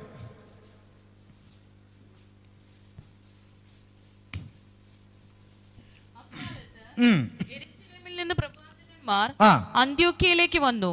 അവരിൽ അഗബോസ് എന്ന് പേരുള്ളൊരുവൻ എഴുന്നേറ്റ് ലോകത്തിലൊക്കെ മഹാക്ഷാമം ഉണ്ടാകുമെന്ന് ആത്മാവിനാൽ പ്രവചിച്ചു. അത് ക്ലൗദോസിന്റെ കാലത്ത് സംഭവിച്ചു. അപ്പൊ എന്താ പ്രവചിച്ചത്? ലോകത്തൊക്കെ ഒരു വലിയ പ്രതികൂലം മഹാക്ഷാമം വരാൻ പോകുന്നു എന്ന് ആത്മാവിൽ പ്രവചിച്ചു. ഞാൻ ചോദിക്കട്ടെ, കേരളക്കരയിൽ പ്രവാചകന്മാരെ മുട്ടിയിട്ട് നടക്കാൻ മേലാത്ത പ്രവാചകന്മാരുണ്ടായിട്ടും ഒരുത്തൻ പറഞ്ഞോ ലോകം മുഴുവൻ കൊറോണ എന്ന് പറയുന്ന ഒരു മഹാവ്യാധി വരാൻ പോകുന്നെന്ന്? പറഞ്ഞോ? പറഞ്ഞില്ല. പകരം കൊറോണ വന്നപ്പോൾ സ്വന്തം മക്കൾക്ക് കൊറോണ വരാതിരിക്കാൻ വീട്ടിൻ്റെ അകത്ത് കയറി വാതിലടച്ചു. പിന്നെ പ്രവാചകൻ പുറത്തിറങ്ങിയത് കൊറോണ മാറിയതിന് ശേഷമാണ്. ആലപ്പുഴയിൽ ഒരു കേന്ദ്രം ഉണ്ടായിരുന്നു, കൃപാസനം പത്രം ചമ്മന്തി അരച്ചു കൊടുത്തിട്ട് ഒരു പെണ്ണിൻ്റെ മാനസിക രോഗം മാറിയെന്നാണ് പറഞ്ഞത്. പക്ഷേ കൃപാസനത്തിൻ്റെ ഡയറക്ടർ കൊറോണ വന്നപ്പോൾ 2 ആഴ്ച കൃപാസനം അടച്ചിട്ടു. പത്രം കിട്ടിയില്ല ചമ്മന്തി അരച്ചു കൊടുക്കാൻ. മനസ്സിലായോ? ഇതൊന്നും ജനത്തിൻ്റെ തലയിൽ എത്ര പറഞ്ഞാലും ഇതൊന്നും തലയിൽ കയറി. ഒരു കാര്യം ഞാൻ നിങ്ങളോട് പറയാം, പറ്റിക്കപ്പെടാൻ ജനങ്ങൾ ഉള്ളിടത്തോളം പറ്റിക്കുന്നവന്മാർ കൂടിക്കൊണ്ടേയിരിക്കും. നമ്മൾ നാട്ടിൽ കേട്ടിട്ടില്ലേ, ചിട്ടി ഫണ്ട് പൊട്ടി. അങ്ങനെ എത്ര വാർത്ത നമ്മുടെ നാട്ടിൽ വന്നാലും പിന്നെ ആളുകൾ ഈ കുറിക്കമ്പനി കൊണ്ടുപോയി പൈസ ഇടും. കാരണം ഇപ്പോൾ സർക്കാരിൻ്റെ സഹകരണ ബാങ്കാണ്, കുറിക്കമ്പനിക്ക് പകരം സഹകരണ ബാങ്ക് എല്ലാത്തിനും പറ്റിച്ചുകൊണ്ടിരിക്കുക. മുഴുവൻ പൈസ പോയിക്കൊണ്ടിരിക്കുക. എന്നാലും പൈസ കൊണ്ട് എവിടെ ഇടും? സഹകരണ ബാങ്കിൽ കൊണ്ടിട്ടുകൊണ്ടിരിക്കുക. അപ്പം ഈ നമ്മുടെ ആളുകൾ ഇതുപോലെയാണ്. എത്ര പറഞ്ഞാലും തലേ കയറൂല. കയ്യിലുള്ള പൈസ മൊത്തം ഇമാതിരി കള്ളന്മാരടിച്ചുകൊണ്ട് പോയിക്കൊണ്ടേയിരിക്കും. പറ്റിക്കപ്പെടുന്നവർ കൂടിക്കൊണ്ടിരിക്കും. പോട്ടെ, പൈസ മാത്രമാണ് പോകുന്നതെങ്കിൽ നമുക്ക് അങ്ങനെ അങ്ങ് സമാധാനിക്കാം. ഈ പ്രവാചകന്മാർ കുടുംബങ്ങളിലോട്ട് വന്നു കയറിയിട്ട് എത്ര കുടുംബങ്ങൾ തകർന്നിട്ടുണ്ടെന്നറിയോ? ഒരുപക്ഷെ നിങ്ങൾ അറ്റ്ലീസ്റ്റ് കുറഞ്ഞ പക്ഷം ഒരു കാര്യമെങ്കിലും മനസ്സിലാക്കണം. ഞങ്ങൾ ഈ ദൈവദാസന്മാർ ഇത് പറയുമ്പോൾ കുറഞ്ഞ പക്ഷം ഞങ്ങൾ ഈ ലോകത്തൊക്കെ സഞ്ചരിച്ചും കണ്ടും കേട്ടും പരിചയമുള്ളതിൻ്റെ അനുഭവത്തിലും കൂടെ ഈ പറയുന്നത്.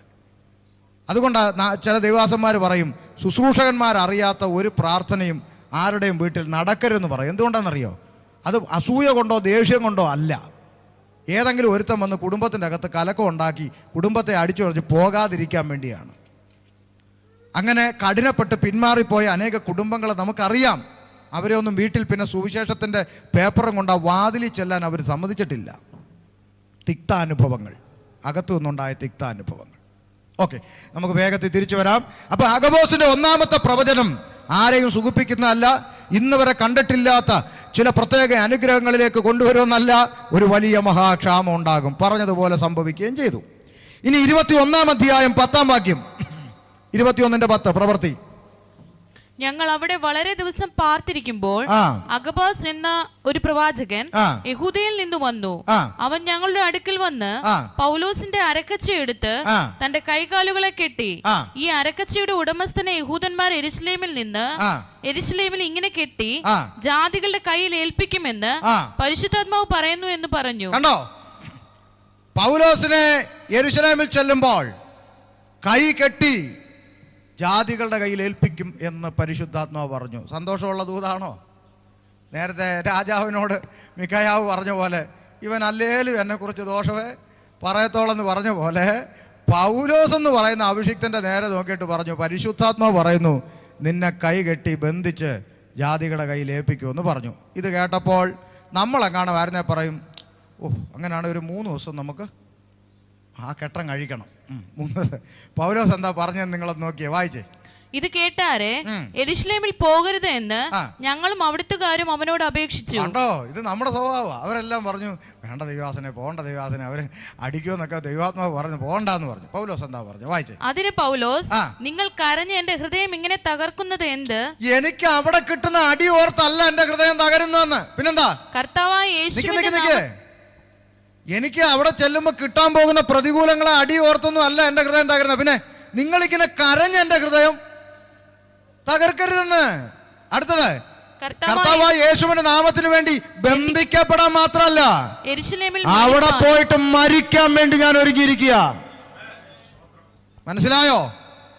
അപ്പൊ പരിശുദ്ധാത്മാവ് പിന്നെന്ത് ദൂത് പറയുമെന്ന് ചോദിച്ചാൽ, മുന്നിൽ വരാനിരിക്കുന്ന ഒരു പ്രതിസന്ധി, ഒരു പ്രതികൂലം, അത് കൃത്യമായി നിന്നോട് അറിയിക്കും. എന്തിന്? അതിലൂടെ കടന്നു പോകാൻ നീ പ്രിപ്പയർ ആകാൻ വേണ്ടി. നീ പ്രിപ്പയർ ആയിരിക്കണം. ഒരു പ്രതിസന്ധി വരുന്നുണ്ട്, ഒരു പ്രതികൂലം വരുന്നുണ്ട്, നീ പ്രിപ്പയർ ആയിരിക്കണം എന്ന് പറയും. പക്ഷെ അവിടെ ഒരു കാര്യം ചിന്തിച്ചോണം, കറക്കി എറിഞ്ഞങ്ങിടുകയല്ല. പിന്നെന്തുവാ? ഈ അരക്കച്ച എൻ്റെ കയ്യിൽ ഇങ്ങനെ കെട്ടിയിരിക്കുന്നത് പോലെ പൗലോസിന്റെ കൈ കെട്ടി നിന്നെ ജാതികളുടെ കയ്യിൽ ഏൽപ്പിക്കും എന്ന് പരിശുദ്ധാത്മാവ് കൃത്യമായി പറയുന്നു. അതാ ദൂത്. അല്ലാതെ കറക്കി കുത്തിയിട്ട് ഒരു പ്രതികൂലം വരുന്നുണ്ട്, അതെന്താ എന്താന്നൊന്നും എന്നോട് ചോദിക്കരുത്. അതല്ല, ഒരു പ്രതിസന്ധി വരുന്നുണ്ട് എന്ന് എറിഞ്ഞിടുവല്ല, ആ പ്രതിസന്ധി എന്താണ് എന്ന് വളരെ കൃത്യമായി വ്യക്തമായി മുമ്പിൽ വെളിപ്പെടുത്തി തരിക. ഞാൻ ഈ ഇടയ്ക്ക് ഒരു വീഡിയോ കണ്ടു. ഒരു പ്രവാചകൻ എന്നിട്ട് പറയുകയാണ്, 9, 5, 4, 3, 2 ഒരു മൊബൈൽ നമ്പർ എന്നെ കാണിക്കുന്നു. പരിശുദ്ധാത്മാവ് ഒരു മൊബൈൽ നമ്പർ എന്നെ കാണിക്കും. ഇപ്പം കർത്താവിന് നമ്പർ കാണിക്കാൻ തുടങ്ങി. അപ്പം ഒരുത്തൻ അങ്ങോട്ട് എഴുന്നേറ്റ് വന്നിട്ട് പറഞ്ഞു, എൻ്റെ നമ്പറാ, എൻ്റെ നമ്പർ. അപ്പം മുന്നോട്ട് വന്നു. അപ്പം ഇതെൻ്റെ നമ്പറാന്ന് പറയുന്നു. ജനങ്ങളെല്ലാം ഉടനെ കൈയടിച്ചങ്ങ് വണ്ടറടിച്ചിരിക്കുന്നു. ഓക്കെ, ഞാൻ ചോദിക്കാം, അല്ലെ നിങ്ങൾക്ക് ചോദിക്കാം, പാസ്റ്ററേ, ദൈവത്തിന് ഒരാളുടെ മൊബൈൽ നമ്പർ കാണിക്കാൻ കഴിയില്ലേ? കഴിയും, ഷുവറായിട്ട് കഴിയും. പിന്നെ നമ്മൾ എന്തിനു വിമർശിക്കണം? പറയാം, ദൈവമാണ് ഇവനെ ഈ മൊബൈൽ നമ്പർ, ഇയാളുടെ ജിജുയുടെ മൊബൈൽ നമ്പർ ദൈവമാണ് എന്നെ കാണിച്ചതെങ്കിൽ അതുകൊണ്ട് ദൈവത്തിന് അയാളോട് പറയാനുള്ളത് എന്താണെന്ന് എന്ത് ചെയ്യണം? പറയണം. ഈ നമ്പർ ആര്? ഇത് നിൻ്റെയാ, ഇങ്ങോട്ട് വാ. ഈ നമ്പർ ദൈവം എന്നെ കാണിച്ചു. എന്നിട്ട് എന്താ പ്രശ്നം? നമ്പർ മാറ്റണോ? അതോ ആ നമ്പറിന് എന്തെങ്കിലും കുഴപ്പമുണ്ടെന്നോ? അല്ല, എന്താണ് കാര്യം? എന്താന്ന് പറ. കാര്യമൊന്നുമില്ല. പിന്നെ നിന്റെ നമ്പർ എന്നെ ദൈവം കാണിച്ചല്ലോ. അപ്പം ഞാൻ ആരാ മോൻ? അത്രേ ഉള്ളൂ. ആർക്കും അറിയാത്തൊരു നമ്പർ ഞാൻ കണ്ടല്ലോ. അപ്പം ഞാൻ ആരാ മോൻ? ഞാനൊരു വലിയ പുള്ളിയല്ലേ? ഇത്രയോ അവിടെ സ്ഥാപിക്കപ്പെടുന്നുള്ളൂ. അല്ലെങ്കിൽ ആ നമ്പർ ഉടനെ മാറ്റിക്കോണം. ആ നമ്പർ തിരക്കി പോലീസ് വരുന്നുണ്ട്, അത് നിന്റെ പുറകെ വരും, അതാകെ വിഷയമാകും, നമ്പർ പ്രശ്നമാണ് എന്ന് പറഞ്ഞാൽ നമുക്ക് മനസ്സിലാക്കാം. നമ്പർ കാണുന്നു, എന്തുകൊണ്ട്? കണ്ടതിനൊന്നുമില്ല. പുള്ളി കൊല്ലത്തുനിന്ന് വന്ന ആൾ ബഹ്റിനിൽ കിടക്കുന്ന നിന്റെ നമ്പർ കാണാതെ പറഞ്ഞില്ലേ? അപ്പോൾ പുള്ളി ആരാ? അത്രേ ഉള്ളൂ. ഞാനൊരു സംഭവമാണ് എന്ന് തെളിയിക്കണം. ഞാനൊരു സംഭവമാണെന്ന് തെളിയിക്കാൻ വേണ്ടിയുള്ള പ്രവാചകന്മാരൊന്നും വേദപുസ്തകത്തിലില്ല. മനസ്സിലായെന്ന് വിശ്വസിക്കുന്നു. അപ്പൊ ഇവിടെ വളരെ ക്രിസ്റ്റൽ ക്ലിയർ ആയിട്ട് പറയുകയാണ്, ഇങ്ങനെ കൈകെട്ടി നിന്നെ ജാതികളെ ഏൽപ്പിക്കും. പൗലോസ് പറഞ്ഞു, ഓക്കെ, ഞാൻ അതിലൂടെ കടന്നു പോകാൻ മാത്രമല്ല, വേണമെങ്കിൽ കർത്താവിന് വേണ്ടി മരിക്കാനും ഞാൻ തയ്യാറായിട്ടിരിക്കുക, നിങ്ങൾ വെറുതെ ചുമ്മാതിരിക്കുക എന്ന് പറഞ്ഞ് പൗലോസ് പ്രിപ്പയർ ആവുകയാണ് ചെയ്യുന്നത്. ഇനി ഒരു കാര്യം കൂടെ, ഈ ദൈവാത്മാവ് നിങ്ങളോട് ദൂത് പറയുമ്പോൾ നിങ്ങൾ എപ്പോഴും ശ്രദ്ധിച്ചോണം. ഈ ബഹറിൽ ഇനി അങ്ങോട്ട് എത്രയോ ദൂത് പറയുന്നവന്മാർ വരാനിരിക്കുക, കർത്താവ് വന്നില്ലെങ്കിൽ. അപ്പോൾ ഇതിലൊന്നും പോയി വഞ്ചിക്കപ്പെടാതെയും തല വെക്കാതെ ഇരിക്കണമെങ്കിൽ ഒരു കാര്യം കൂടെ നിങ്ങൾക്ക് തെളിവായിട്ട് പറഞ്ഞു തരാം. ഒരു വേദഭാഗം കൂടെ വായിച്ച് നമ്മൾ പ്രാർത്ഥിച്ച് അവസാനിപ്പിക്കും. പിന്നെ ഒരു കാര്യം കൂടെ തെളിവായി പറയും, കൂടെ ശ്രദ്ധിച്ച്. ഈ ദൈവാത്മാവിന് ഒരു കാര്യം മനസ്സിലാക്കിക്കോണം. നമ്മൾ പിതാവ്, പുത്രൻ, പരിശുദ്ധാത്മാവ് എന്നിങ്ങനെ 3 കാര്യം നമ്മൾ പറയുമ്പോൾ നമ്മൾ ഒരു കാര്യം മനസ്സിലാക്കിക്കോണം. ഈ തൃത്വത്തിൽ പിതാവ്, പുത്രൻ, പരിശുദ്ധാത്മാവ് എന്ന് പറയുന്ന 3 ആളത്വങ്ങളും ഏറ്റക്കുറച്ചിലുകളില്ലാത്ത ദൈവമാണ്. മനസ്സിലായോ? കൂടിയതും കുറഞ്ഞതൊന്നുമില്ല. ത്രിയേകത്വം. പിതാവ് ദൈവമാണോ? പുത്രൻ ദൈവമാണോ? പരിശുദ്ധാത്മാവ് ദൈവമാണ്. അങ്ങനെയെങ്കിൽ ദൈവത്തിന് എന്തില്ല? ഊഹാപോഹങ്ങൾ ഇല്ല. നിങ്ങളെപ്പോഴും ഓർത്തണം ഇത് മനസ്സിൽ, ബാക്കിയെല്ലാം മറന്നാലും. ദൈവം ഒരിക്കലും ഊഹാപോഹം പറയത്തില്ല. ഉദാഹരണം ഇങ്ങോട്ട് നോക്ക്. ഉദാഹരണം, ഒരുത്തൻ പറയുന്നു, ഷൈനി എന്നൊരു പേര് എന്നെ കാണിക്കുന്നു. ഷൈനി. ഓക്കെ, എന്നിട്ട് അടുത്ത ചോദ്യം, ഷൈനി ആരാ? ആരെങ്കിലും ഉണ്ടോ? ഷൈനി ഉണ്ടോ? അപ്പം ചീറ്റിപ്പോയി, ഷൈനി വന്നില്ല. ഷൈനി ഇല്ല. ഉടനെ കേട്ടോണേ, മാറ്റി പിടിക്കുന്ന കേട്ടോണേ. ഷൈനി ഇല്ല. ഷൈനി എന്ന വ്യക്തിക്ക് വേണ്ടി പ്രാർത്ഥിക്കുന്നവരാരെങ്കിലും ഇവിടെ ഉണ്ടോ? എവിടെയെങ്കിലും കൊണ്ട് കെട്ടണ്ടേ? അപ്പം അതും ഇല്ല. എന്നാ പിന്നെ ഒരു ഷൈനി സഭയിലേക്ക് വരാൻ പോവാ. രക്ഷപ്പെട്ടു. അവിടുന്ന് രക്ഷപ്പെട്ടു. അപ്പം ഊഹാപോഹം ദൈവാത്മാവിനില്ല. ദൈവത്തിന് ഒരാളുടെ പേര് വേണമെങ്കിൽ എന്ത് ചെയ്യാം? വെളിപ്പെടുത്താം. അത് ദൈവത്തിന് സാധ്യമാണ്, നമ്മൾ എതിർക്കുന്നില്ല. പക്ഷേ ദൈവം ഉണ്ടോ എന്ന് ലേലം വിളിക്കേണ്ട ആവശ്യം ദൈവാത്മാവിനില്ല. ഫോർ എക്സാമ്പിൾ, കർത്താവായ യേശു ക്രിസ്തു എരിഹോവിനടുത്ത് കൂടെ നടക്കുന്നു. കർത്താവ് അറിയാതെ ഒരുത്തൻ മരത്തിൻ്റെ മേലെ കയറി കാണാനിരിപ്പുണ്ട്. ആരാ? സക്കായി. യേശു അതുവഴി വന്നപ്പം പ്രവചനാത്മാവിൽ അവൻ്റെ പേര് വിളിച്ചില്ലേ? വിളിച്ചു. കർത്താവ് വിളിച്ചത് എങ്ങനെ? ഇവിടെ ഏതോ ഒരു മരത്തിൽ ആരോ എന്നെ കാണാൻ ഇരിപ്പുണ്ടെന്ന് ആത്മാവ് എന്നെ കാണിക്കുന്നു. ആരെങ്കിലും ഉണ്ടോ? ഇങ്ങനെയാണോ വിളിച്ചേ? ഉണ്ടോ? ഏതെങ്കിലും മരത്തിലുണ്ടോ?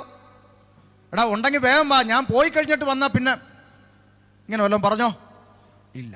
അവിടെ അടുത്തെത്തി മേലോട്ട് നോക്കി ഒറ്റ വിളി, സക്കായിയെ ഇറങ്ങി വാ. എന്നാ ദൂത് അല്ലേ? അങ്ങനല്ലേ? നിങ്ങളുടെ എല്ലാം ബൈബിളിൽ അങ്ങനല്ലേ? സക്കായിയെ വേഗം, അങ്ങനല്ലേ? പ്രിന്റിംഗ് മിസ്റ്റേക്ക് കൊണ്ടെങ്കിലും അതിൻ്റെ അകത്ത് ഒരു സാ അധികം വന്നിട്ടുണ്ടോ? ഉണ്ടോ ബൈബിളിൽ? ഇല്ല. സക്ക ചക്ക. ഇപ്പം നാട്ടിലെല്ലാം വിളിക്കുന്നത് ഇങ്ങനെ, സിന്ധു. അല്ല, ഞാൻ ഇവന്മാർ എനിക്ക് അറിയാൻ മേലാത്തൊരു ചോദ്യം, ഈ വിക്കനായ മോശ ദൈവകരങ്ങളിൽ എടുക്കപ്പെട്ട അന്ന് ഉള്ളിയുടെ വിക്ക് മാറി. ഇവന്മാർക്കെല്ലാം ദൂത് പറയുമ്പോൾ വിക്ക് വരിക ബി ബാബു. ഒരു കാര്യം നിങ്ങൾ മനസ്സിലാക്കിക്കോണം. ഇവിടെ എന്താ ഫോറൻസിക് പ്രൊഫറ്റ് എന്നൊക്കെ പറഞ്ഞ വീഡിയോ നമ്മൾ കാണാറുണ്ട്. നിങ്ങളുടെ വീട്ടിലേക്ക് പോകുന്ന വഴി ചെളി പുരണ്ട വഴി, അതേ ചെളി പുരണ്ട വഴി. അങ്ങോട്ട് ഇറങ്ങുമ്പോൾ ഒരു മാങ്ങ, ആ മാങ്ങ, താഴെ ഒരു തേങ്ങ, ആ തേങ്ങ, ഇപ്പുറം ഒരു പകുതി ഇടിഞ്ഞ മതിൽ, ആ മതിൽ, അവിടെ ഒരു വാർത്ത വീട് തന്നെ. നിങ്ങൾ എത്ര പേരുണ്ട് വീട്ടിൽ? അതറിഞ്ഞുകൂടാ.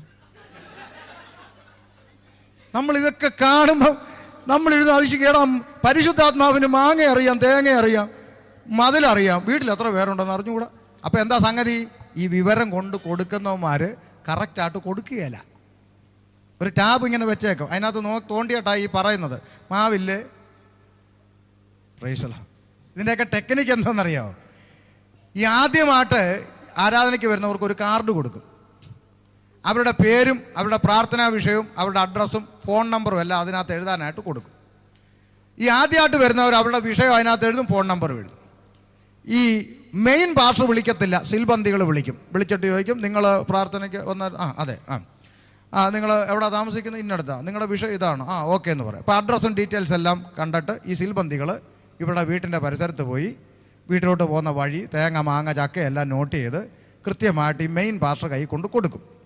എന്നിട്ട് അടുത്ത ആഴ്ച ശ്രദ്ധിച്ചോണം, ഈ സിൽബന്തികൾ ഇവരുടെ നമ്പറിൽ വിളിച്ചിട്ട് പറയും, അടുത്ത ആഴ്ച നിങ്ങൾ ആരാധനയ്ക്ക് വരണം, ദൈവാത്മാവിന് നിങ്ങളോട് സംസാരിക്കാനുണ്ടെന്ന് പാസ്റ്റർ പറഞ്ഞെന്ന് പറയും. അപ്പോൾ കൃത്യമായിട്ട് ഇവർ അടുത്ത ആഴ്ച ആരാധനയ്ക്ക് വരും. അപ്പം മറ്റേ മെയിൻ പാസ്റ്റർ വന്നിട്ട് ഒരു ചോദ്യം ചോദിക്കും, നിങ്ങൾ എന്നെ കണ്ടിട്ടുണ്ടോ? ഇല്ല. നിങ്ങൾ എന്നോട് നേരിട്ട് ഇതിനു മുമ്പ് സംസാരിച്ചിട്ടുണ്ടോ? ഇല്ല. നിങ്ങളുടെ എന്തെങ്കിലും വിഷയങ്ങൾ നിങ്ങൾ എന്നോട് പറഞ്ഞിട്ടുണ്ടോ? ഇല്ല. പക്ഷേ നിങ്ങളുടെ വിഷയം ഇന്നതല്ലേ? ഞെട്ടിയില്ലേ? ഇതൊക്കെ തന്നെയാണ് ഇവിടെ നടക്കുന്ന കാര്യങ്ങൾ. പണ്ട് സജിത്തിൻ്റെ കാര്യം ഇവൻ ഉടായിപ്പാന്ന് ഞാൻ പറഞ്ഞപ്പം നാട്ടിലെ പാസ്റ്റർമാരാണ് ആദ്യം എന്നെ എതിർത്തതും ദേഷ്യപ്പെട്ടതും എല്ലാം. നിങ്ങൾക്ക് അസൂയാണോ എന്ന് വരെ എന്നോട് ചോദിച്ചു.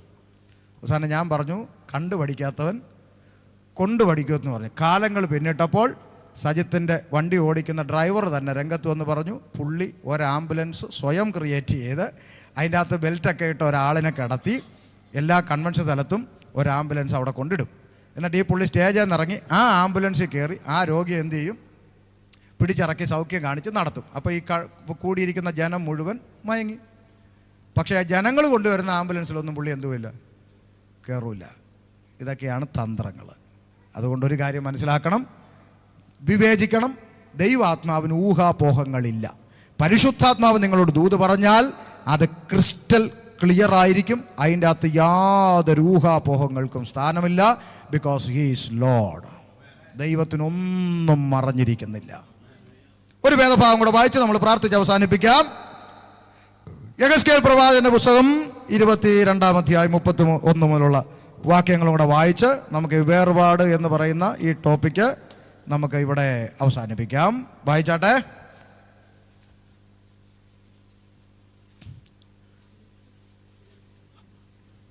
ആകയാൽ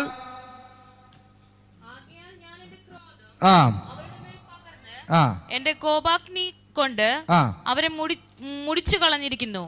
അവരുടെ നടപ്പിന് തക്കവണ്ണം ഞാൻ അവർക്ക് പകരം കൊടുത്തിരിക്കുന്നു എന്ന് യഹോവയുടെ കർത്താവ് അരുളപ്പാട്. 22-23 മുതൽ വായിച്ചു. 23. യഹോവയുടെ അരുളപ്പാട് എനിക്കുണ്ടായത് എന്തെന്നാൽ, യഹോവയുടെ അരുളപ്പാട് എനിക്കുണ്ടായത് എന്തെന്നാൽ, മനുഷ്യപുത്ര, നീ അതിനോട് പറയേണ്ടത്, ക്രോധ ദിവസത്തിൽ നീ ശുദ്ധിയില്ലാത്തതും മഴയില്ലാത്തതുമായ ദേശമായിരിക്കും. അടുത്തത്, അതിന്റെ നടുവിൽ അതിലെ പ്രവാചകന്മാരുടെ ഒരു കൂട്ടുകെട്ടുണ്ട്. ഞാൻ നേരത്തെ നിങ്ങളോട് പറഞ്ഞില്ലേ, പ്രവാചകന്മാരെല്ലാം ഭയങ്കര കൂട്ടാ. ഒരു കൂട്ടുകെട്ടുണ്ട്. എന്നിട്ട് അവരെന്താ ചെയ്യുന്നത്? അലറി ഇര കടിച്ച് കീറുന്ന ഒരു സിംഹം പോലെ അവർ ദേഹികളെ വിഴുങ്ങിക്കളയുന്നു. കണ്ടോ? പ്രവാചകന്മാർ ദേഹികളെ, മനുഷ്യരെ വിഴുങ്ങിക്കളയുന്നു. അടുത്തത്, നിക്ഷേപങ്ങളെയും വിലയേറിയ വസ്തുക്കളെയും അപഹരിച്ചുകൊണ്ട് അവർ അതിന്റെ നടുവിൽ വിധവന്മാരെ വർദ്ധിപ്പിക്കുന്നു. കണ്ടോ? അവർക്ക് ആവശ്യം എന്താ? വിലയേറിയ വസ്തുക്കളും നിക്ഷേപങ്ങളുമാണ് ഈ പ്രവാചകന്മാരുടെ കൂട്ടത്തിന്റെ ലക്ഷ്യം. അവരവിടെ വിധവമാരെ വർദ്ധിപ്പിക്കുന്നു. അടുത്തത്, അതിലെ പുരോഹിതന്മാർ എന്റെ ന്യായപ്രമാണത്തോട് ദ്രോഹം ചെയ്തത് എന്റെ വിശുദ്ധ വസ്തുക്കളെ അശുദ്ധമാക്കുന്നു. ഇനി പുരോഹിതന്മാരെ കുറിച്ച് പറയുക, അവര് ശുദ്ധവും, അടുത്ത വാക്ക്, അവർ ശുദ്ധവും അശുദ്ധവും തമ്മിൽ വേർതിരിക്കുന്നില്ല, മലിനവും നിർമ്മലിനവും തമ്മിലുള്ള ഭേദം ജനത്തിന് കാണിച്ചു കൊടുക്കുന്നതുമില്ല. കണ്ടോ? ഈ പ്രവാചകന്മാരുടെ ജോലി വിലപ്പെട്ടതെല്ലാം അടിച്ചുകൊണ്ട് പോവുക. പുരോഹിതന്മാരുടെ ജോലി എന്താ? ജനത്തിന് തെറ്റെന്ത്, ശരിയെന്ത്, നന്മയെന്ത്, തിന്മയെന്ത്, അശുദ്ധമെന്ത്, വിശുദ്ധി എന്ത്, മലിനമെന്ത്, നിർമ്മലിനമെന്ത് എന്നൊന്നും ജനത്തിന് കൃത്യമായി പഠിപ്പിച്ചു കൊടുക്കുന്നില്ല പുരോഹിതന്മാർ. അടുത്തത്, ഞാൻ അവരുടെ മധ്യ അശുദ്ധനായി ഭവിക്കത്തക്കവണ്ണം അവർ എന്റെ ശബത്തുകളെ നോക്കാതെ കണ്ണു മറച്ചു കളയുന്നു. ഇനി അടുത്തത്, അതിന്റെ നടുവിലെ പ്രഭുക്കന്മാർ, ഇനി ഒരു കൂട്ടരുണ്ട് അടുത്ത പ്രഭുക്കന്മാര്, ലാഭം ഉണ്ടാക്കേണ്ടതിന് ഇര കടിച്ചു കീറുന്ന ചെന്നായ്ക്കളെ പോലെ രക്തം ചെരുവാനും ദേഹികളെ നശിപ്പിക്കാനും നോക്കുന്നു. അതിലെ പ്രവാചകന്മാർ വ്യാജം ദർശിച്ചും കള്ളപ്രശ്നം പറഞ്ഞും യഹോവ അരുളി ചെയ്യാതിരിക്കെ യഹോവയായ കർത്താവ് ഇപ്രകാരം അരുളി ചെയ്യുന്നെന്ന് പറഞ്ഞുകൊണ്ട് അവർക്ക് കുമ്മായം തേക്കുന്നു. കുഴികൾ അടയ്ക്കുന്നില്ല. കേട്ടോ, മതില് പൊളിഞ്ഞാൽ അതിനെ പുട്ടിയിട്ട് കുഴി അടച്ച് നിരപ്പാക്കിയിട്ട് പെയിന്റ് അടിക്കേണ്ടതിന് പകരം കുഴിയായി വെച്ചുകൊണ്ട് കുമ്മായം പൂശി വിടുന്നു. പ്രവാചകന്മാർ ജനത്തിന്റെ കുറവുകളെ പറയുന്നില്ല, അവരുടെ അകൃത്യങ്ങളെ കുറിച്ച് ബോധം വരുത്തുന്നില്ല. മലിനവും നിർമ്മലിനവും കാണിച്ചു കൊടുക്കുന്ന പഠിപ്പിക്കുന്ന പുരോഹിതന്മാരില്ല. അടുത്ത വാക്ക്, ദേശത്തിലെ ജനം ഞെരുക്കം ചെയ്യുകയും പിടിച്ചു പറിക്കുകയും എളിയവനെയും ദരിദ്രനെ ഉപദ്രവിക്കുകയും പരദേശിയെ അന്യമായി പീഡിപ്പിക്കുകയും ചെയ്യുന്നു. അപ്പോൾ ദൈവം പറയാണ്, ഞാൻ ദേശത്തെ നശിപ്പിക്കാത്ത വണ്ണം അതിന് മതിൽ കെട്ടി എന്റെ മുമ്പാകെ ഇടിവിൽ നിൽക്കേണ്ടതിന് ഒരു പുരുഷനെ ഞാൻ അവരുടെ ഇടയിൽ അന്വേഷിച്ചു, കണ്ടില്ലതാനും. പുസ്തകം അടയ്ക്കാം. ഇന്ന് രാത്രി നമുക്ക് പറയണം, കർത്താവേ, ആ ഒരു പുരുഷൻ ഞാനാകാം. ദേശത്തെ നശിപ്പിക്കാതെ വണ്ണം, ദൈവത്തിൻ്റെ കോപം ജനത്തിൻ്റെ മേൽ വെളിപ്പെടുത്താതെ വണ്ണം, അതിൻ്റെ നടുവിൽ ഇടിവിൽ നിന്നുകൊണ്ട് പ്രാർത്ഥിക്കാൻ, നിലവിളിക്കുവാൻ, സത്യമായി പഠിപ്പിക്കുവാൻ, കുമ്മായം പൂശാതെ ജനത്തിന് മലിനമേത് നിർമ്മലിനമേതെന്ന് പറഞ്ഞു കൊടുക്കുവാൻ, തെറ്റും ശരിയും ജനത്തിന് വിവേചിച്ചു കൊടുക്കുവാൻ, ദൈവത്തിൻ്റെയും മനുഷ്യരുടെയും നടുവിൽ ആ ഒരു മനുഷ്യൻ ഞാനാകാം എന്ന് ഈ ആമേൻ 4 ദിവസത്തെ വചന പഠനത്തോട് ബന്ധപ്പെട്ട് വേർപാടെന്ന് പറയുന്ന വിഷയം വളരെ കൃത്യമായി ഒന്നിനൊന്നിനോട് വാക്യത്തോടുകൂടി ഇത്ര ക്രിസ്റ്റൽ ക്ലിയറായി പരിശുദ്ധാത്മാവ് ഒരു കുഞ്ഞിന് മനസ്സിലാകുന്ന പോലെ നമുക്ക് പറഞ്ഞു തന്നിരിക്കേ. ഇനി തെറ്റിപ്പോയാൽ, ഇനി പരാജയം സംഭവിച്ചാൽ, ഇനി അബദ്ധം പറ്റിയാൽ ദൈവമല്ല ഉത്തരവാദി. അതുകൊണ്ട് പ്രവാചകന്മാരെ വിവേചിക്കാം, കള്ള സഹോദരന്മാരോട് അകന്നു നിൽക്കാം, ദുരുപദേശകരെ വീട്ടിൽ കൈക്കൊള്ളരുത്, കുശലം പറക പോലും അരുത് എന്ന് നമ്മൾ പഠിച്ചല്ലോ.